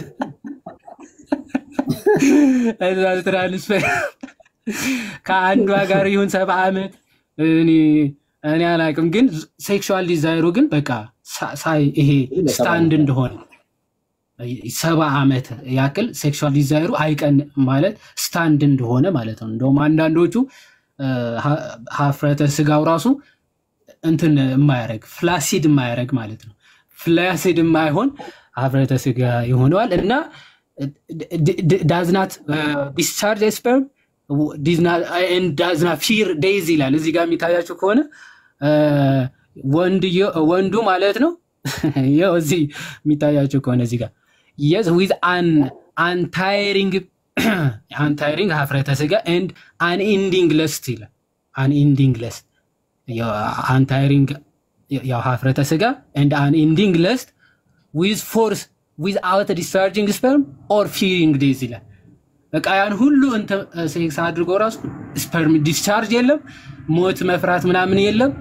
ግን ይሄንን ሴክሹዋል ዲዛይሩ ለ70 ዓመት ምናምን ይቆያል ተብሎ ተጽፎለታል። እና ያው ከሞላ ጎደል በጣም ብዙ ነገሮች ማሳየት ይቻላል።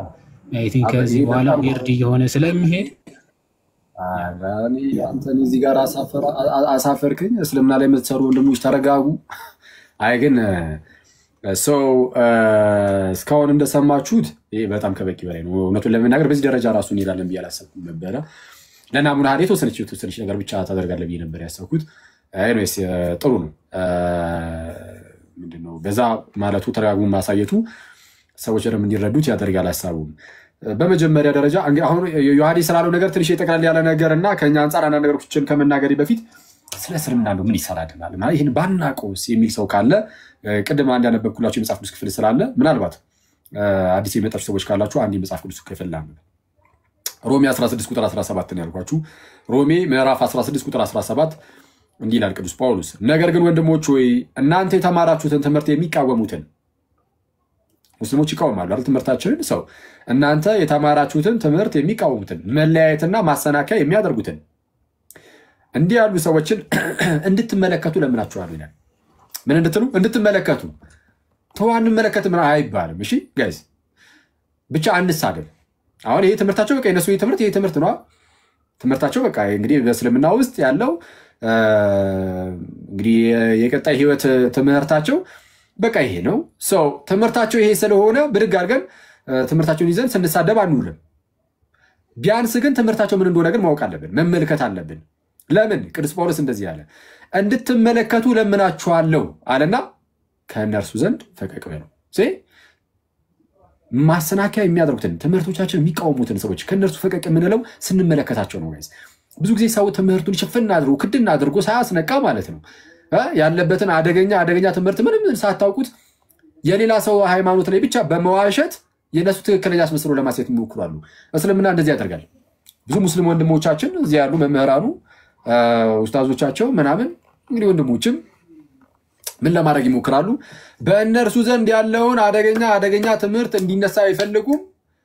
ማነው ክርስትና ላይ ግን ይመጡና ክርስትና በትክክል የሚናገረውን አይደለም ክርስትና የማያስተምረውን ከመጽሐፍ ቅዱስ ደስ ያላቸው ሌሎች ጥቅስ ብቻ ምዝ እያደረጉ ራሳቸው እየተረጎሙ በአባቶች ተርጓሚ አይደለም በራሳቸው ተርጓሚ እየተረጎሙ የሌላ ሐሰተኛ ትምህርትን በማሰራጨት ነው የሚታወቁት።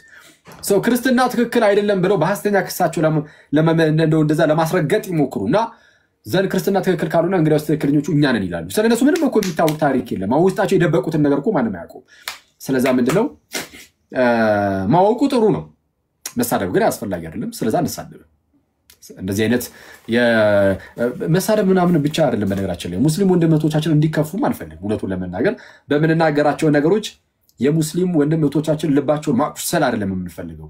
ቢቻል ያሉበት ቦታ ጨለማ እንደሆነ ከተረዱት እንግዲያውስ ብርሃን እንደሞ እንዲናፍቁ። ሰው ብርሃንን መናፈቅ የሚጀምረው ብርሃን ውስጥ እንደሌለ ማወቅ ሲጀምር ነው። ጋይስ ሰው ብርሃንን የሚናፍቀው መቼ ነው? ብርሃን ውስጥ እንደሌለ ሲያውቅ። ስለዚህ ብርሃን ውስጥ እንዳልሆኑ ማሳወቅ አለብን። ይህንን በግልጽ ነው የምንናገረው። የሚከፋ ካለ በዚያው በጣም ይቅርታ። ግን ብርሃን በክርስቶስ ኢየሱስ ብቻ ነው። እውነተኛው የዓለም ብርሃን ጌታ ኢየሱስ ነው። ጋይስ ሰው በክርስቶስ ካልሆነ ብርሃንን ሊያይ አይችልም። ስለዚህ ብርሃንን የሚያየው በክርስቶስ በኩል እንጂ ሌላ በማንም አይደለም። ስለዚህ ሰው ከክርስቶስ ውጪ ከሆነ በጨለማ አላሁንም። ስለሱን በግልጽ ነው የምንናገረው። ጌታ ኢየሱስ ይህንን ነው በቃ መጥቶ የተናገረው ይህንን ነው። በብርሃኑ እንድንመላለስ ጌታ ኢየሱስ የዓለም ብርሃን ሆኖ ወደ ዓለም መጥቷል።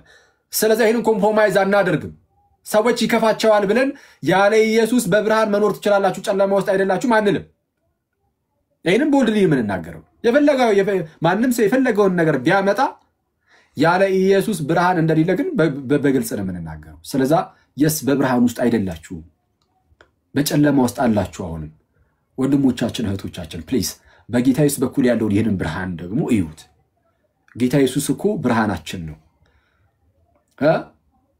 ድንግዝግዝ ባለ ጨለማ ውስጥ በነበርንበት በዚያን ጊዜ ሰዎች ሁሉ ወደ ጣዖት አምልኮ በገቡበት በዛ ሰዓት ፈጣሪን እንኳን እግዚአብሔርን እንኳን ማወቅ በተሳናቸው ሰዓት በብዙ ኃጢአቶች ተተብትበው የተለያዩ አማልክትን ፈጣሪ አምላክ ብለው በሚያመልኩበት በዚያ ጊዜ እውነተኛውን አምላክ እናመልከው ዘንድ ጌታ ኢየሱስ መጥቶ ስለሁላችን ወደ ዓለም መጥቶ በሁላችን ልብ ላይ ብርሃኑን አበራ።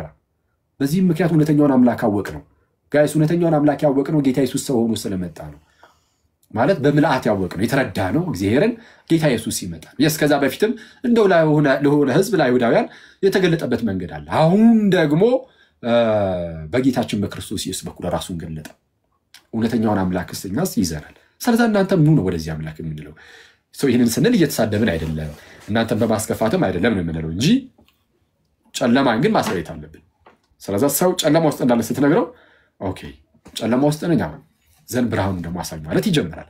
ለዛ ነው ይሄንን የምናየው እስልምናን የምናየው እንጂ እንደው የመሰራደብ የመጨቃጨቅ ምናምን ፍላጎቱ ኖሮን እንዳልሆነ እንድትረዱ እንወዳለን። አንዳንድ ሰው እንደዛ ስለሚመስለው ማለት ነው። ልክ አሁን እስልምና ወይ ፕሮቴስታንት ምናምን ብሎ ሲነሳ ብለን ስናነሳ እንደዚህ የራሳቸውን ሃይማኖት ያስተምሩም እንዴ ይላሉ። ትክክል የራሳችንን የምናስተምረው ስናስተምር ግን የኛን ሃይማኖት የሚቃወም ሰው ካለ ማሰናከያን የሚያደርግ ሰው ካለ ስለሱ ደግሞ አይ እነሱ ይሄው ከዚህ አንፃር እንደዚህ አይነት እምነት አላቸው ከኛ ጋር ያላቸው ልዩነት ይሄ ነው ብለን ደግሞ እንናገራለን። ሰው ልዩነታቸው አንዱ ለምሳሌ ይሄ ነው ዛሬ የተነሳው በጣም እንደው ቅድም ፓሽኔት ሆኖ ሲያስተምር እንደነበር አይታችሁታል ኡስታዛቸውን። ሰው ኡስታዙ ሲያስተምሩ የነበሩት የራሳቸው ትምህርት ነው አያገባንም ብያቸዋለሁ። የራሳቸው ትምህርት የራሳቸው ነው፣ ግን ከኛ አንፃር ስናየው ግን ትክክል አይደለም ብለን የምናምነው። ሌሎች ኡስታዞቻቸውም ሲናገሩ እንደሰማችሁት አሁን ቅድም ይዋዲ እንዳሳየን ሰው በገነት ተስፋ የሚያደርጉት ነገር አለ። የሚመጣው ህይወት ላይ ተስፋ የሚያደርጉት ነገር ምንድነው? ሌሎች ነገሮችም ተስፋ የሚደረጉ ነገሮች ሊኖሩ ይችላሉ፣ ግን ቢያንስ አሁን አንዱን ግን አይተናል። ለምሳሌ እህቶችን ተስፋ ያደርጋሉ ወንድሞች፣ ወንዶቹ ሴቶቹን ተስፋ ያደርጋሉ። ምን አይነት ሴቶችን? ጡታቸው ጉጭ ብቻ አለ ምናምን ኤኒዌይስ አሁን ቅድም ሲባል የሰማችሁትን ዳላያቸው እንደዚህ ሆነ አሁን አንድ ማይል የሆነ ምናምን የተባለው ግነታዊ ሊሆን ይችላል። ሶ ግነታዊ ከሆነ ምንድነው እያስተላለፈ ያለው ግን ግርንግዳል ያላቸው እህቶች ምናምን እንደዛ ነው ተስፋ የሚያስደርግ እና ጉቹ ያለጡት ያላቸው እህቶችን እንደዛ ተስፋ ያስደርጋል ማለት ነው።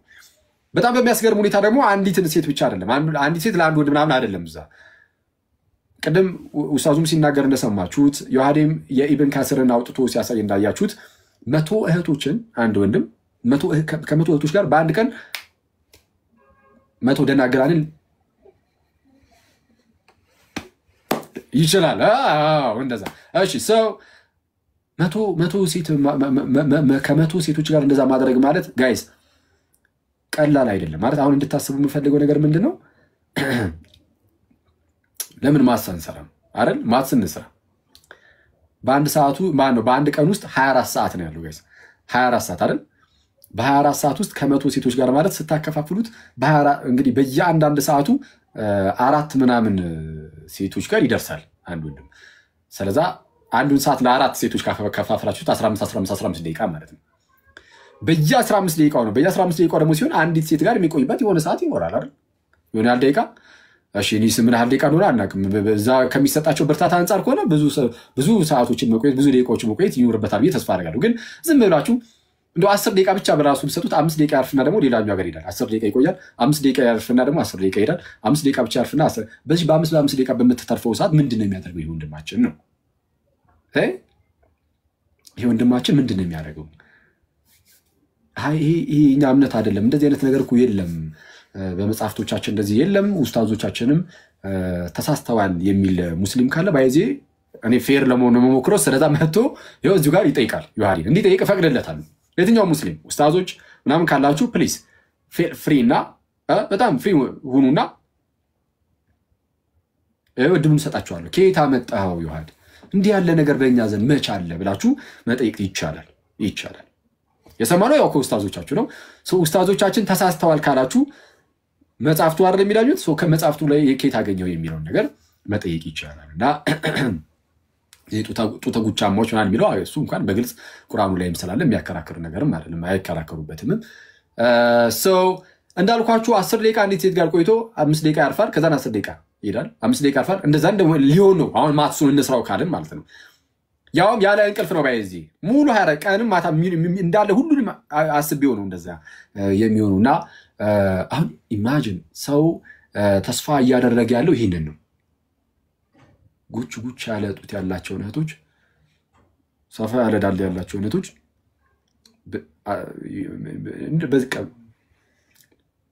በዚህ ደረጃና ገነትን ዝም ብላችሁ ሳሉት። አሁን ገነትን ሳሉት የሚመጣውን ህይወት ሳሉት ጋይስ የሚመጣውን ህይወት ምን አይነት ህይወት እንደሆነ ማለት ነው። እዛ አዲሱ ዓለም ላይ ምን አይነት ህይወት እንዳለ ዝም ብላችሁ ሳሉት።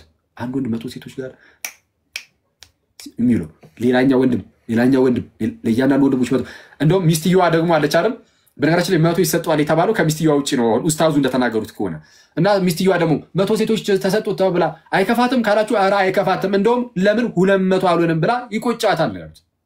ስለዚህ እንደዛ ከሆነ ትምህርቱ የምርም የመጪውን ህይወት በእስልምና ዘንድ አሁን እየተሰጠ ያለውን የመጪውን ህይወት ተስፋውን ይዩት። ያለው ተስፋ ያ ኑሮውን ደግሞ ይዩት እስቲ ጋይስ። በቃ ኑሮ አንዳንድ የቁርአን ክፍሎች ላይ እንደሚናገረው ይሄ ፍሬ ምናምን ያዘሉ ዛፎች አሉ ሰው እየሄደ ቅንጥፍ እያደረገ የሚበላው ማለት ነው። እንዳይንጠራራ እንኳን እንዳይረቀው ምናምን ዘንበል ይልለታል። ዮሐዴ ከሰሳትኩኝ ያው ታረም ዘንበል ይልለታል። በቃ ፍሬውን እየቆረጠ ሙዙንም ይበላል። ደግሞ በ5 ደቂቃ እሷን ያደርግ ይሆን ወይስ ጋደም ብሎ ይነሳ ደግሞ ይሆን ምንድነው? አሁን ይሄንን የምናሳያችሁ ለምንድን ነው? ይህ ነገር የምር የፈጣሪ ነው ወይስ ሰውኛ ነገር ነው? ሰዎች አሁን ያኔ ይሄ ነገር የመጣው በአረቡ ክፍል ነው። የአረቡ ክፍል ደግሞ ያኔ በጣም ውጥንቅጡ የበዛበት ክፍል ነበር አይደል? እስልምና የመጣበት ሰሙን አካባቢ በጣም ብዙ ጭካኔዎች የዝሙት ነገሮች ምናምን በጣም የበዙበት ጊዜ ነበር እና ሰው እንደዚህ አይነት ነገር ስለሚያስደስተው አይደል? ያው እንግዲህ ሴክሹዋል የሆነ ነገር እነዚህ የስጋ ፈቃዶች ምናምን የስጋ ፍላጎቶች አሉ አይደል? ሰዎችን ልክ እንዴት ነው አንድ ህፃን ልጅን እና ቸኮላት እገዛላለሁ ይሄን ነገር ሄደና አምጣ ወይም ደግሞ አጥና ምናምን እንደምትለው ቸኮላት እገዛላለሁ ብለህ ያው ቸኮላት ስለሚወድ ያ ልጅ በሱንት እንደምትለው በሰውኛ አሰራር እዛ ላይ እኮ እንደዚህ አይነት ሴክስ አለ በጣም ብዙ ሴቶች ተቀምጧል ደግሞ ያበዱ ቺኮች በስማ ጡትላለዳል እንደዛ አይመስልም ወይ ጋይስ አይመስልም የምር የፈጣሪ ነገር ነው ይሄ ነገር ኮነሰየ ብላችሁ ካመናችሁ ግን እኔ የሰው ነገር ይመስለኛል ወደኛ ስትመጡ ተስፋችን እሱ አይደለም ተስፋችን መቶ እህቶች ተሰጥተውኝ ምናምን በነገራችን ላይ እንደዚህ አሁን ይሄንን እኛ እንደ ልቅነት ነው የምናየው በጣም ከታላቅ ይቅርታ ጋር ሙስሊሙ እንደመጣች ይሄ ልቅነት እንደ ልቅነት ነው የምናየው ይሄንን እና እንደዚህ ልቅነት እግዚአብሔርን ባንፈራ ጌታ ኢየሱስን ባንፈራው እና እሱን ባንወደው እዚህ ማድረግ እንችላለን የሀገር ቺኮችን እያተራመስን መኖር እንችላለን ጌታን ካልፈራን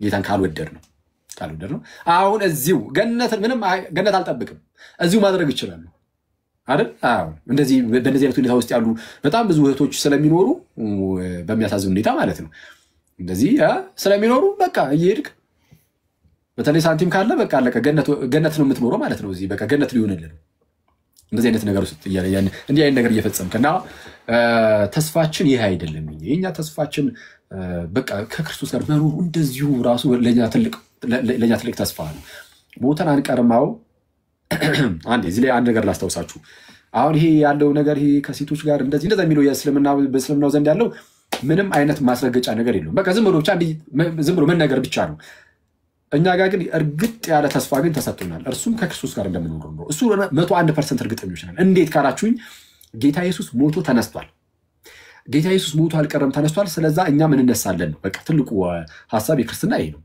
ኢየሱስ መጥቷል ስለ ዓለም ሁሉ ራሱን አሳልፎ ሰጠ ሞተ ተነሳ እንግዲያውስ የትንሳኤያችን በኩር ሆኗልና እርሱ የትንሳኤያችን መጀመሪያ ሆኗልና እኛም ሞተን አንቀርም እኮ እኛም እኮ እንነሳለን ከጌታችን ከክርስቶስ ኢየሱስ ጋር ደግሞ እንኖራለን መቼ ነው ከትናንት ወዲያ ገብተን እንደተማማርነው ማለት ነው በዚህ ቃል ተጽናኑ ብሎ ጳውሎስ እንደተናገሩ በመጀመሪያ ተሰሎንቄ መልእክት ምዕራፍ 4:18 ላይ በዚህ ቃል እያንዳንዳችሁ ተጽናኑ ይላል በየትኛው ቃል ሁል ጊዜ ከጌታ ጋር እንኖራለን በሚለው ሁል ጊዜ ከጌታ ጋር እንኖራለን ጋይስ አስቡት እስቲ ክርስቲያን ወንድሞቼ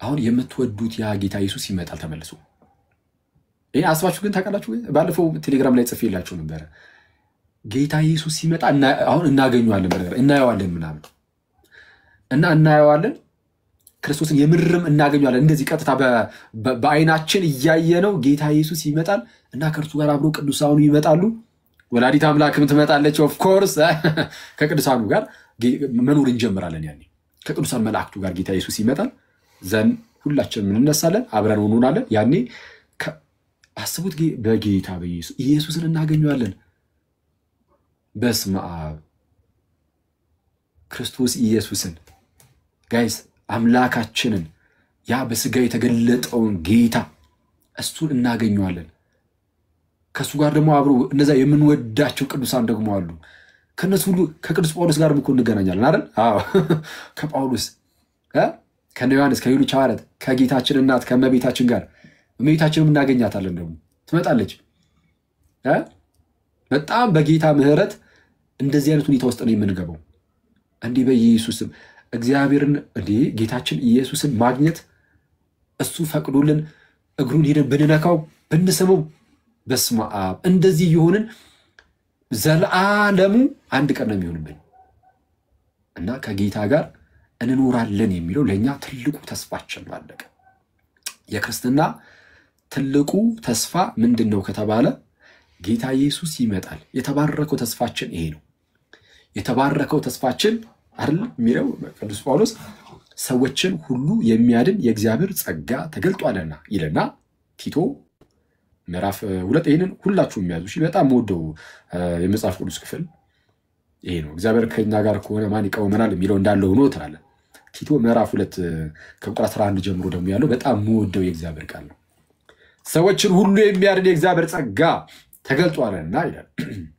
ሰዎችን ሁሉ የሚያድን የእግዚአብሔር ጸጋ ተገልጧልና ይህም ጸጋ እሺ ይሄ የተገለጠው ሰዎችን ሁሉ የሚያድን ነው የእግዚአብሔር ጸጋ ኃጢአተኝነትንና ዓለማዊ ምኞትን ክደን ኃጢአተኝነት ጋይስ እዚህ ኃጢአተኝነት ለምሳሌ ዝሙት ኃጢአተኝነት ነው ከብዙ ሴቶች ጋር እንደዚህ ነገር መፈጸም ኃጢአት ነው። ያንን ኃጢአት በእስልምናው ገነት ላይ ሽልማት ሆኖ ነው የሚቀጥሉበት። ኦኬ ያና ኃጢአት የማይሆንበት መንገድ ሊኖር ይችላል በእነሱ አስተምሮ። ግን ያው እኛ እዚህ አሁን ይህን ነገር ኃጢአት አይደል የምንለው? ሰው እንዲህ ያለ ኃጢአተኝነትን ዓለማዊ ምኞትን ክደን እሺ የተባረከውን ተስፋችንን ምን የተባረከውን ተስፋችንን የትኛውን የተባረከው ተስፋችን ጉች ያለጡት ያው ግርንግድ እንዳለ ነው። የተባረከውን ተስፋችንን እርሱም የታላቁን የአምላካችንና የመድኃኒታችን የኢየሱስ ክርስቶስን ክብር መገለጥ እየጠበቅን ራሳችንን በመግዛትና በጽድቅ እግዚአብሔርን በመምሰል በአሁኑ ዘመን እንድንኖር ያስተምረናል። ያጸጋ ምንም በመጠበቅ የተባረከውን ተስፋችንን እርሱም የታላቁ አምላካችንን መድኃኒታችን የኢየሱስ ክርስቶስን ክብር መገለጥ እየጠበቅን ይላል። በእኛ ዘንድ ያለው ተስፋ ይሄ ነው ጋይስ። ጌታ ኢየሱስ ይመጣል፣ ይወስደናል፣ ከእርሱ ጋር እንኖራለን፣ እናገኘዋለን። ኧረ በስመ አብ! አሁን ሞት ያስፈራናል ጋይስ፣ ሞት ያስፈራናል። ይሄን እዚህ ነገር ላይ በጣም ጥሩ እምነት ካለን ትልቅ እምነት ካለን የምር ሞት ያስፈራናል። ጌታ ስንሄድ ክርስቶስን እንደምናገኘው ካወቅን በተስፋው እርግጠኛ ነን። በነገራችን ላይ ጌታ ኢየሱስ በሰጠን ተስፋ እርግጠኞች ነን፣ 101% እርግጠኞች ነን። ከዛ እንዳንጓደል ግን ምን ማድረግ አለብን? በተስፋው ምንም ጥርጣሬ የለም። ጌታ የሰጠን ተስፋ ላይ የሚጠራጠራለን ከእናንተ መካከል የለም። ጌታ በሰጠን ተስፋ አንዳች እንኳን ጥርጣሬ የለንም። የእምነት ሰዎች ነን። እምነት ይላል ዕብራውያን ምዕራፍ 11 ላይ ቅዱስ ጳውሎስ ምንድነው ይሄ ያላየነውን ነገር ምናምን የማናየውን ነገር ተስፋ የሚያስደርግ ነገር ያስረግጣል። ስለዛ የእምነት ሰዎች ነን። ጌታ በሰጠን ተስፋ 101% እርግጠኞች ነን። ግን ከዛ ተጓድለን ግን እንዳንቀር ጋይስ አሁን ባለችን በዚህ በትንሽዬ ዘመን እግዚአብሔርን በመፍራት እግዚአብሔርን በመውደድ ልናሳልፍ ይገባል። መንኩሱ አይደለም መንኩስ የሚፈልግ ካለ ያሳየው፣ መንኩሱ ጥሩ ነው። እኛ ደግሞ ማን መንኩስ ሰዎች በተቻለን አቅም እንደው ሲምፕል ብንሆንም ቀለል ያለን ብንሆንም ከጓደኞቻችን ጋር መጫወቱ ምናምን ያለ ቢሆንም እንኳን በዛ ሁሉ ውስጥ ግን እግዚአብሔርን መውደድ እግዚአብሔርን ማፍቀር አለብን። እግዚአብሔርን ማውደድ አለብን። እግዚአብሔርን መፍራት አለብን። ሰዎችን ማስከፋት የለብንም ጋይስ። በሰዎች ላይ በክፋት መነሳሳት በፍጹም የለብንም። ከዝሙት ፈጽሞ መራቅ አለብን። ከዝሙት መራቅ አለቀ። እግዚአብሔርን ይሄ ነገር የሚበድለው ከሆነ የሚያሳዝነው ከሆነ ስጋችሁ የመንፈስ ቅዱስ ማደሪያ ነው የእግዚአብሔር ቤተ መቅደስ ነው ስለተባልን የእግዚአብሔርን ቤተ መቅደስ አንስተን የጋለሞታ ቤተ መቅደስ ልናደርገው አይገባም አይደል? አይገባም። በቃ ከሱ ይሄ አደገኛ ከአደገኛ ከሆኑ ኃጢአቶች ራስን ማራቅ እያራቁ በቅድስና ህይወት ሰው በእነዚህ ነገር ሲፈተን በዝሙት ምናምን ቶሎ ብሎ ማግባት ሲያገባ ደግሞ በቸርች በኤርሲያን ውስጥ ከኤርሲያን ውጭ ጋብቻ አለ የለም፣ ነውር ነው። ይሄ ባለፉት ዘመናት ውስጥ ጌታ ደግሞ በነገር ሁሉ ከነርሱ ጋር ይሁን። ከአሁን በኋላ ግን ይህንን እያወቀ ከቤተክርስቲያን ውጭ የሚያገባ እርሱ ነውረኛ ነውራም ባለጌ ነው። የምር ነው።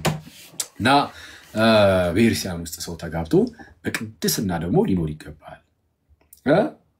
ባል ለሚስት እጅጉን ታምኑ፣ ሚስት ለባል እጅጉን ታምና ባል ሚስቱን ልክ ጌታ ኢየሱስ በኤርሲያን እንደወደዳት እንደዛው ራሱን እንኳን አሳልፎ ሲሰጣት ድረስ የሚጠብቃት የሚመግባት ሆኖ ሚስት ሁሌም ለባሏ የምትታዘዝ ሆና ልክ እንደዚህ አይነት ኑሮ ያስፈልገናል።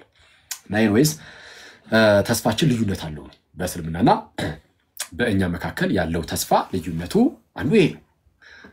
ቀደም እንዳልኳችሁ ምናልባት ግን እስልምና ላይ ትንሽ ባያዝዶ ነው ሐላክሊ እንደው ትክክል የሌለ ነገር ነው ያስቀመጥከው የሚል ሰው ካለ ግን እንግዲህ እሱን አስገብተን ሐሳቡን መቀበል እንችላለን ማለት ነው።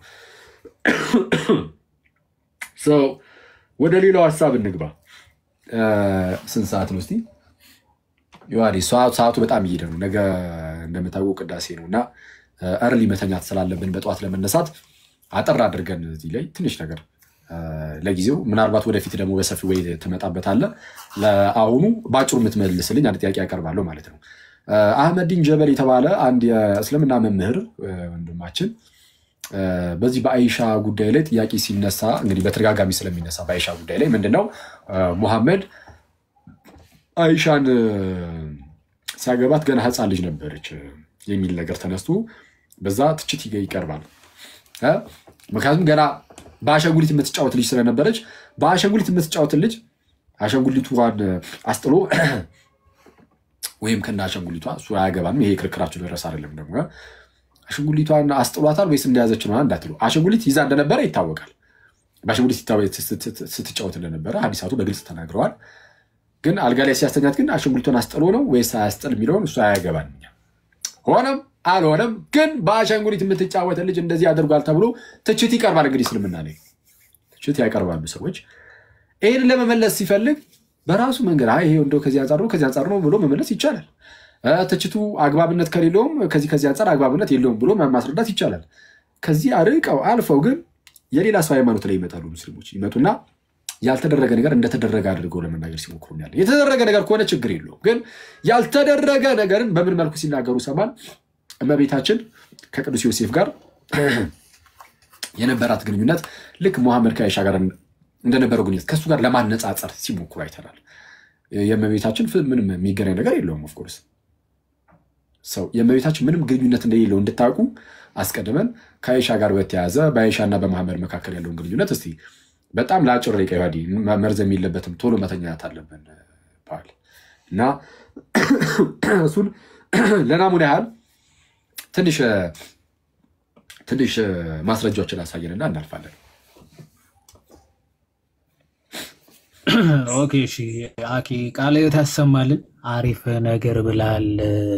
በተለይ በገነቱ ዙሪያ አስቧል። ክርስቶስ ኢየሱስን አይተ ከዛ በኋላ ሴት ስትመኝ ክርስቶስ ምን ያክል ፈጣሪህን ብጠላው ነው ይነክ ፈጣሪ ፊት ሆነ ፈጣሪ ረስተ የሆነ 72 ሴቶች ትዝ የሚሉ ጀስት ኢማጂን በጣም ከባድ ነውና እንኳን እዛ በክብሩ በልልናው ተገልጦ እሱን መላእክት እንኳን ለማየት የሚናፍቁት ጌታ ፊት ለፊት ተገልጦ ይቀርና በምድር ተመላልሶ ሲያስተምር እንኳን ሐዋርያት ያላቸውን ሁሉ ጥለው ነው የተከተሉት ጌታችንንና በሰማይ ደግሞ ስጋዊ ነገር ሁሉ ጥለን የምንከተለው አምላክ በቃ እሱ ደስታችንም ህይወታችንም ነው የሚሆነው። በእስልምናው ግን ከፈጣሪ ይልቅ ሴቶች ናቸው የሚያስደስቱ ወይም ደግሞ የደስታ ምንጭ የሚሆኑት ማለት ነው። እና ይሄ በደንብ ሊታሰብበት ይገባል ለማለት ነው። አሁን ወደ አነሳው ሐሳብ ስንመጣ አሁን እንግዲህ የእመቤታችን ጉዳይ አንተ ራስም ስላነሳው ምንም አለካው ምንድነው ይሄ ዩቱብ ፋላሲ የሚባል አለ አይደል? እኛ ጋር ያለው እሳት እናንተም ጋር አለ፣ ስለዚህ ተያይዘን እንጥፋ አይነት ነገር ማለት ነው። ሲጀመር የሚነሳው አርጊመንት ምንድነው? ቀደም አኬም እንዳለው አንድ ይሄንን ሐሳብ ሶርስ ወይም ደግሞ ገላጩ ፈጣሪ ነው ተብሎ ነው። ኦኬ የመሐመድ ለየት የሚያደርገው ፈጣሪ የፈቀደው ፈጣሪ ያዘዘው ትምህርት መሆኑ ነው። ኦኬ ፈጣሪ ያዘዘውና ያስተማረው ትምህርት መሆኑ የት ነው ያስተማረው ፈጣሪ የሚል ሰው ሊኖር ይችላል አይደል? በሱረቱል ጠለቅ ወይም ደግሞ የፍቺ ምዕራፍ የሚባል አለ በእስልምናው። እዛ ክፍል ላይ ሴቶች እሺ አንዴ ማስረጃ ከፍቼ ቶሎ ብዬ የተወሰኑ ነገሮች አሳይቼ አኬ ጠቅልሎ እንወጣለን። ነገ እሑድ ስለሆነ ሱራ 65 ይቻላል ሪአክት እያደረጉ መቀጠል እንችላለን። እሺ ሱራ 65 ላይ ምን ብሎ አላህ ያዛል ለሙስሊሞች ማለት ነው ስለ መፋታት። ሱረቱል ጠለቅ ማለት የፍቺ ምዕራፍ ማለት ነውና ሴቶች እንዴት መፋታት እንዳለባቸው ወይም ደግሞ የመፋታትን ህግ የሚያስቀምጥበት ምዕራፍ ነው ማለት ነው። ስለዚህ ማን ናቸው መፍታት የሚችሉት ወይም ደግሞ መፋታት ካለባቸው እንዴት ነው መፋታት የሚችሉት የሚለውን የሚናገር ክፍል ነው። ቁጥር 4 ላይ እንዲህ ይላል እኛም ከሴቶቻቸው ከአደፍ ያቋረጡ ወይም ደግሞ በእዳቸው ህግ ማለት ነው ብትጠራጠሩ እዳቸው 3 ወር ነው ይላል። ለምሳሌ አደፍ ያቋረጡ ሴቶች አሉ አይደለ? ለምሳሌ በእድሜያቸው የሆነ ከስንት ነው ከ35 ዓመት በላይ ምናምን ሲሆኑ ያቆማሉ አይደለ? ፔሪድ ማለት ልክ እንደዚያ እነዛ ያቋረጡ ሴቶች ከሆኑ ስትፈቷቸው በምን አይነት መልክ ነው የምትፈቷቸው የሚለው ያው ከተፋቱ ከ3 ወር በኋላ ማግባት ይችላሉ። ፈታቸው ከዛ ከ3 ወር በኋላ ሊያገቡ ይችላሉ። ፔሪዳቸው ቼክ ተደርጎ ማለት ነው። የምርም በእድሜ ምክንያት 45 ሶሪ የምርም በእድሜ ምክንያት ነው ፔሪዳቸው የቆሙ ወይስ አርግዘውና እንዳይሆን የሚለውን ቼክ አፕ ለ3 ወር ይሰጣቸውና ከዛ በኋላ ካላረገዙ ማግባት ይችላሉ ማለት ነው። ሁለተኛው እነዚያ ገና አደፍን ያላዩት እነዚያም እዳቸው 3 ወር ነው ይላል። እነዚህ ደግሞ ገና ህፃናት ሆነው ፔሪድ ማየት ያልጀመሩ ሴቶች እስከሆኑ ልንፈታቸው ከፈለግን ወይም ደግሞ ልትፈቷቸው ከፈለጋችሁ እነሱም 3 ወር ቆይታችሁ ምን ትሏቸዋላችሁ ትፈቷቸዋላችሁ ይላል። ኦኬ እንዴት? ምክንያቱ ህፃን ነች፣ ፔሪድ አላየችም፣ ግንኙነት እያደረጉ ቆዩ። ከዛ ሊፈታት ፈለገ። ፈቷ 3 ወር መቆየት አለባት። ምክንያቱ በዛ ሰዓት ፔሪድ ጀምራ አጸንሳ ምናምን እንዳይሆን ቼክ ለማድረግ ማለት ካላየች ምናምን ስቲል አሁንም ከ3 ወር በኋላ ግን ድጋሜ ሌላ ሰው ልታገባ ወይም ደግሞ ማግባትም ትችላለች ማለት ነው። እርጉዞች ከሆኑ እርግዝናቸው እስኪያልቅ ድረስ ወይም ደግሞ እስኪወልዱ ድረስ ነው የሚል ህግ ትመለከታላችሁ። እዚህ ጋር ኢዳቸውን ያላ ወይም ደግሞ ኢዳ ይሄ ገና አደፍን ያላዩ የተባሉት አንዳንዶቹ ሙስሊሞች ምን ለማለት ይሞክራል? አይ ይሄ እኮ የተባለው በበሽታ ምክንያት እድሜያቸው ራሱ ደርሶ ያማዩ ሊሆኑ ይችላሉ እንደዛ እያለ ነው ለማለት ይሞክራል። የትኛውም ተፍሲር ተመልከት በዚህ ጉዳይ ተስማምተ ባይዘው ሁሉም ተፍሲሮች ሲያብራሩ ተስማምተው አያውቁም። ባይዘው አንዱ ሌላ ቢል አንዱ ምናምን ይላሉ፣ ከዛ የተመቻቸው ይመርጣሉ። በዚህ ጉዳይ ግን ሁሉም ተፍሲሮች ማለት ነው ተመሳሳይ ሐሳብ ነው የሚያስቀምጡት ማለት ነው። ለምሳሌ ኢብኑ አባስ አለ፣ እዚህ ጋር አልጀላለይን አለ፣ ኢብን ከሲር አለ። ሶስቱም ምንድነው የሚሉት? ኦኬ ገና አደፍን ያላዩ የተባሉት እነማን ናቸው ተብሎ ሲጠየቅ መሐመድ ምን አለ? ዞስ እዚህ ጋር ለምሳሌ አልጀላለይን የሚታያቸው ከሆነ አላቅም፣ እዚህ ጋር ይላል those who have not yet menstruated because of young age ይላል። እድሜያቸው በጣም ትንሽ ከመሆኑ የተነሳ ፔሪድን ያላዩ ሴቶች ፈታቿቸው 3 ወር ቆይተው ድጋሚ ማግባት ይችላሉ ይላል። ኢብን ከሲርም ተመሳሳይ ሐሳብ ያነሳል። ስለዚህ በፈጣሪያቸው ደረጃ ምን ይላል? ፔሪድ ያላዩ ሴቶች ማግባት እንደሚቻል ማግባት ብቻ አይደለም መፍታትም እንደሚችል ህግ እያስቀመጠ ነው። ይሄን መሰረት አድርጎ መሐመድ ራሱ አይሻ ጅብሪል በካርተን ወይም ደግሞ ይሄ ሸራ ስሎ ሰጠኝ እና አንቺ ሚስቴ እንደምትሆኚ አላህ ነግሮ ነበር ወይም ደግሞ አሳይቶኝ በጅብሪል በኩል ነው አይሻ እንዲያገባት ባይዘው የታጨችለት ማለት ነው። እዚህ ፐርፐዝሊ በፈጣሪ የታዘዘ ትእዛዝ ነው በእስልምናው ሲሆን ማለት ፈጣሪ እንዴት ገና የወር አበባ ማየት ያልጀመረችን ህፃን ልጅን ኦኬ አግባ ብሎ ኦርደር በቃ በስዕል አቅርቦለት ሊያቀርብ ይችላል። ገና ፔሪድ ማየት ያልጀመረች እቃቃ ብላ ጠግባ ያልጨረሰች ህፃን ልጅ መምረጥ ክፉና ደጉ መምረጥ የማትችል ልጅ እንዴት ሊያጋባው ይችላል ተብሎ ሲጠየቁ ድንግል ማርያም ገብርኤል መጥቶ አብስሯት ይህ እንዴት ሊሆን ይችላል ብላ ኦኬ ራሷ ኮንፌስ አድርጋ ይሁንልኝ ይደረግልኝ ብላ አሜን ብላ መቀበል ምስል እናት ማነጻጸር አታፍሩ ማለት ሼም አይደለም። አይሻ እኮ አታውቅም ምንም የምታውቀው ታሪክ የለም። ኦኬ እሷ አቃቃዋ ነው የምታውቀው መሐመድ እንዳገባት ነው የሚያውቀው እና ጭራሽ ረስታው ከጓደኞቿ ጋር እቃቃ የምትጫወት ህፃን ልጅ እሱ ራሱ አግብቷት ሄዶ ወስዷት ማለት ነው። እቃቃ ትጫወታለች እሱ ማስረጃ ኦኬ ለሚ በማስረጃ እናሳይ። እሺ እንዲህ ይላል አኔ እሺ ማስረጃውን ልክፈት። እሺ እስከምከፍት ድረስ ሰው እያየን ያለ ነው ጋይስ። መሐመድ እንግዲህ አይሻ የምትባልን እህት እንደዚህ አግብቶ ነበረ እና በልጅነቱ አግብቷት ስለነበረ ለዚህ ጉዳይ አንዳንድ ትችቶች ሲደርስባቸው ከማን ጋር እያነጻጸሩ ነው አልኳችሁ? ቅዱስ ዮሴፍና ወላዲተ አምላክ መካከል ያለው ግንኙነት ልክ እንደዛ እንደሆነ አስመስለው ያልተገባ ነገርን በእመቤታችን ላይ በቅዱስ ዮሴፍ ላይም ሲናገሩ ይሰማሉ። ይሄ ያልተገባ ነገር ነው። ከመጽሐፍት ላይ ያላገኙትን ነው እንደዚህ በዛ መልኩ ለማስቀመጥ የሚሞክሩትና ሰው ምን እያልኳችሁ ነው? የምር ለንጽጽር የሚበቃ ነገር ነው ወይ የሚለውን እንድታውቁት እንድትረዱት የአይሻን ነገር በደንብ ተረዱት ማለት ነው። አሁን ዮሐድ እያሳየን ያለው እሱ ነው። ራሱ ፈጣሪ ነው አንደኛ አይሻን ይመረጠው ለመሐመድ ከፈጣሪ ዘንድ የተመረጠችለት ሆናለች። ስትመረጠለት ደግሞ አይሻ ደግሞ ገና አቃቃ የምትጫወት አሻንጉሊት ያላት በአሻንጉሊት የምትጫወት ልጅ ነበረች። የ9 ዓመት ልጅ የ7 ዓመት የ6 ዓመት ልጅ ያለች አገባት። በ9 ዓመት ደግሞ የኮንሱሜሽኑ ነው።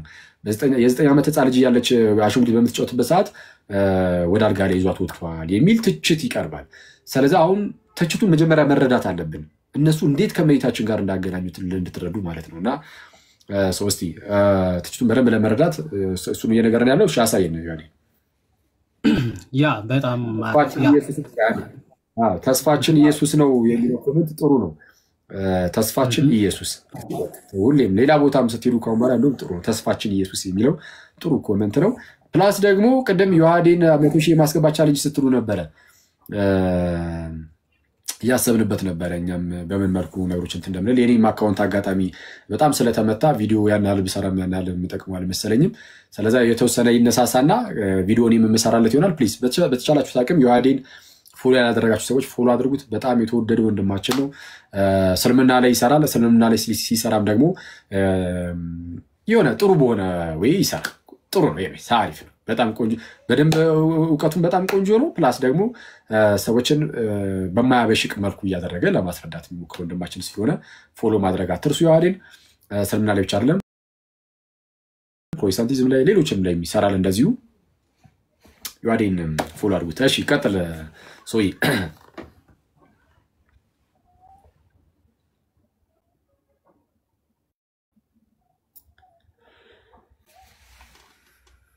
ይብዛ። እንዴት አመሻችሁ? አሜን እግዚአብሔር ይመስገን። የታባቱ ገባ ታዲያ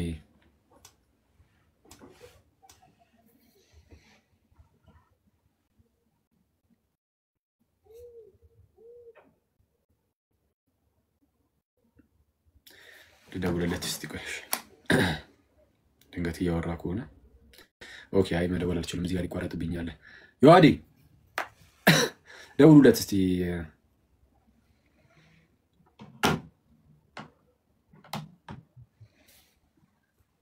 ኦኬ ይሰማል? አሁን ተመልሻለሁ። በጣም ይቅርታ ኔትወርክ ተቋርጦ ነበር እና አጥፍቼ ያበራሁት። ኦኬ እሺ ልቀጥል እና አጠራ አድርጌ ለማቅረብ ያክል ሶርሶቹ ነግራችኋለሁ። ለመጻፍ ሞክሩ ከቻላችሁ ማለት ነው። ሱናን አልነሳኢ 3379 ላይ ሱናን አልነሳኢ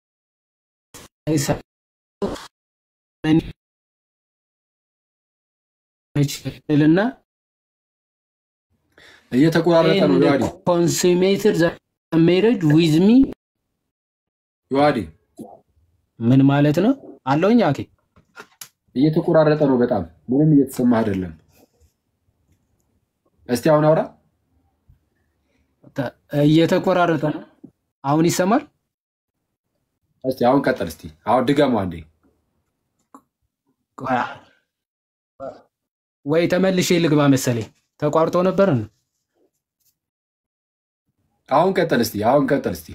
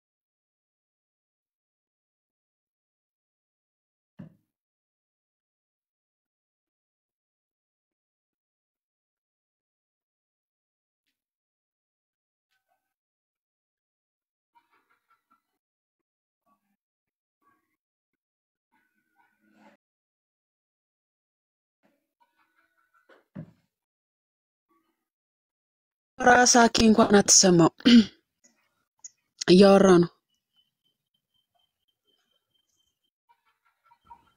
ያው ዮሐዴ እስካሁን አልገባማ ማማዬ አልገባም። እያወራ አይደለም ኔትወርኩ መሰለኝ። ኔትወርክ በቃ በጣም እያዛገው ነው ማለት ነው። ቆይ እስቲ አንዴ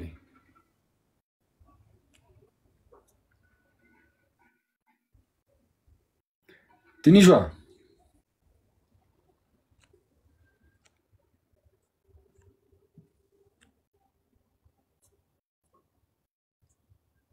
አዩሃዲ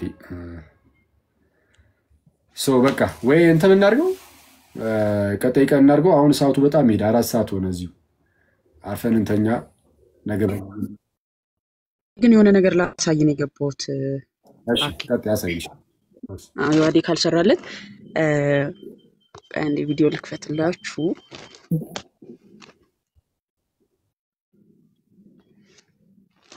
ካያችሁ ዩሃዲ እንደ መንደርደሪያ አድርጎ ያሳያችሁ ቪዲዮ ነበር። በደንብ ይሄው መጣ። በደንብ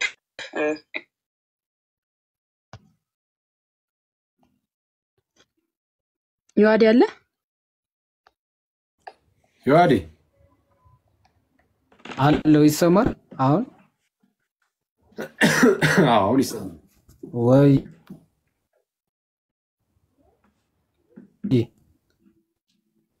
እሺ ቀጥል። እሺ ይሰማል። አጠር አድርጋ አጠቃሉና እንጨርስ።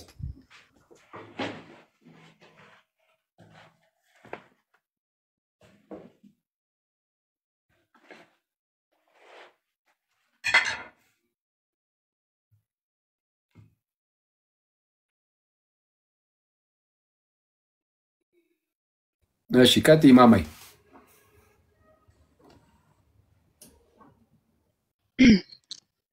ነገ ቅዳሴም ስለሆነ ምናምን።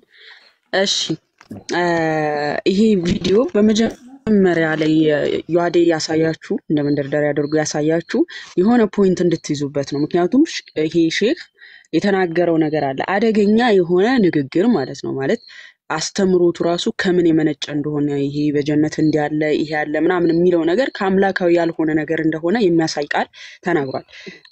አዳምጡት አንዴ። ጅን ሙጠሃራ ነው ያለው። እንዲሁ ለወንዶቹ እንዲህ ተቀማጥለዋል፣ እንዲሆኑ እንጂ ተብሏል። ሴቶቹስ ምን አላቸው? ሴቶቹ ሑር ላይን አላቸው። እዚያ ወንዶቹን ስለ ጂሃድም ሲያባብላቸው ሲያግባባቸው በሑር ላይን ይላል። እኛ ጋር እንዲያው ሴቶቹ አይነሳልንም እያሉ ነብዩ መሐመድ ወንዶችን ሲያባብል ምን እያለ ነው? ለጂሃድ ለጦርነት ማለት ነው። ሲያባብላቸው ምን እያላቸው ነው የሚያባብላቸው? እንደው በጀነት እንዲያለላችሁ የሚልን ተስፋ ይሰጣቸዋል የሚል ነው። ይሄንን ተፍሲር ሱረቱል አልአዕራፍ የዘረፋዎች ምዕራፍ 8 ቁጥር 1 ላይ ያለውን የዚሁ ሰውዬ ቁርአን ነው በነገራችን ላይ ሼክ መሐመድ ዘይን የጻፈው ቁርአን ነው። ካያችሁት ሱረቱል አልአዕራፍ ማለት ነው የዘረፋዎች ምዕራፍ ቁጥር 1 ተፍሲሩን ስትመለከቱ ለምንድነው የዘረፋዎች ገንዘብ የአላህና የመልእክተኛው ነው የሚለውን አልሱዩጢና አልዋሂዲ ሲያብራሩ እንዲላል። በጦርነት ከተማረኩ ገንዘቦች ምዕራፍ ይላል። አሁን ወጣቱ በምን ያህል ነገር ምን አይነት ተስፋ ሲያገኝ እንደሚነሳሳ ለማሳየት ያህል ነው። በጦርነት ከተማረኩ ገንዘቦች ምዕራፍ አንደኛው አንቀጽ የወረደበት ምክንያት አለ። ይህ ምዕራፍ በሙሉ የወረደው በበድር በዘመቻ ላይ በተማረከው ንብረት ምክንያት ነው አለ። የበድር ዘመቻ ዕለት ነብዩ መሐመድ ከጠላት ጦር አንድ ወታደር የገደለ የሟችን ልብስና ትጥቅ ይሸለማል።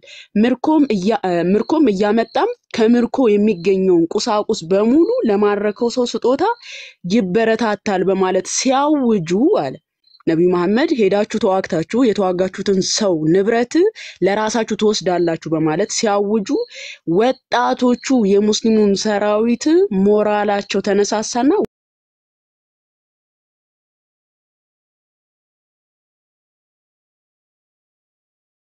ወደ ጦርነት ዘልቀው በመግባት ጠላትን መግደልና መማረክ ላይ ተረባረቡ ይላል። በደንብ አስተውሉ። የወጣቶቹ ላቸው እናንተ እኮ የሆረ ላይን ሴቶች አሏችሁ እንዲያሏችሁ በማለት ለወንዶች ተስፋ እንዳላቸው ይናገራል። እኛ ሴቶች ምንድነው ተስፋችን ብለው የጠየቁበት ፖይንት ምንድነው? እነዚህ ወጣቶች ራሱ በዘመኑ የነበሩ ወጣቶች እንኳን ወደ ጦርነት ሲሄዱ የሚሰጣቸው ተስፋ ምንድነው? እናንተ እኮ ከሞታችሁ በኋላ ሴቶችን ትሸለማላችሁ፣ እዚህ ምድር ላይ ያለው ነገር እኮ ሁሉ ነገር በጀነት አለ፣ ችግር የለም የሚል ብልጭልጭ የሆነ ተስፋ ማለት ነው እየተሰጣቸው ነበር ወጣቱም የሚዘምቱት። ይህንን ነገር ስታዩት ከሰው የመነጨ እንጂ ከአምላክ ያልሆነ እንደሆነ ከሼኩም ንግግር እንመለከታለን። ምክንያቱም ነብዩ መሐመድ እንደው ለጂሃድ ሲወጡ ተስፋ ብሎ የሰጣቸው ለወንዶቹ ምንድነው ይላል ራሱ ሼኩም ሲናገር እንደው ሴቶች የሆረላይን ሴቶች አሉ የሚል ነው። ይሄንን የቁርአን አያ ስትመለከቱት ደግሞ እነዚህ ወጣቶች ሆ ብለው የተነሱትና ሞራላቸው የተነሳሳው በምንድነው?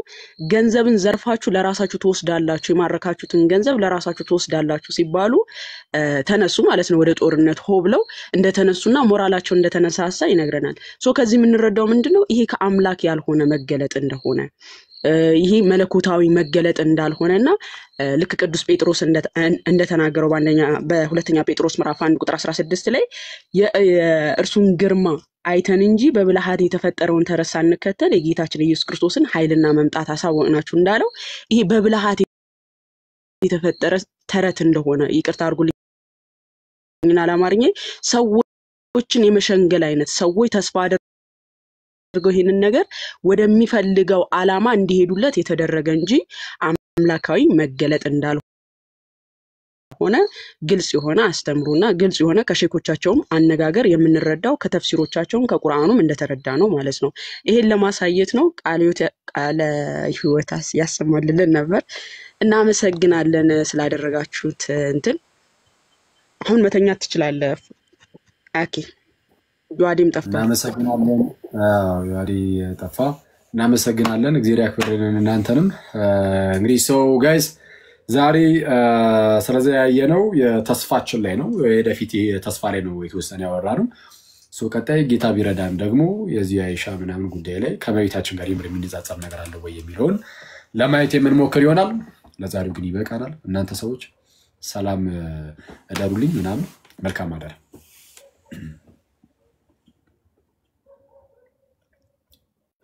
Andy. Oh.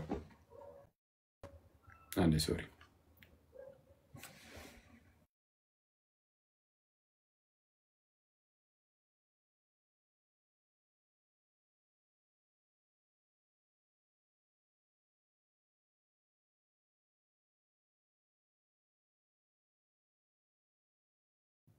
Okay, ሰላም ደውልኝ። ነገ ማንም ቅዳሴ አይቀር ምናምን ምድረው ሎጣ ነው እንደከስክሪኑ anyways ከቅዳሴ አትቅሩ። መልካም አዳር።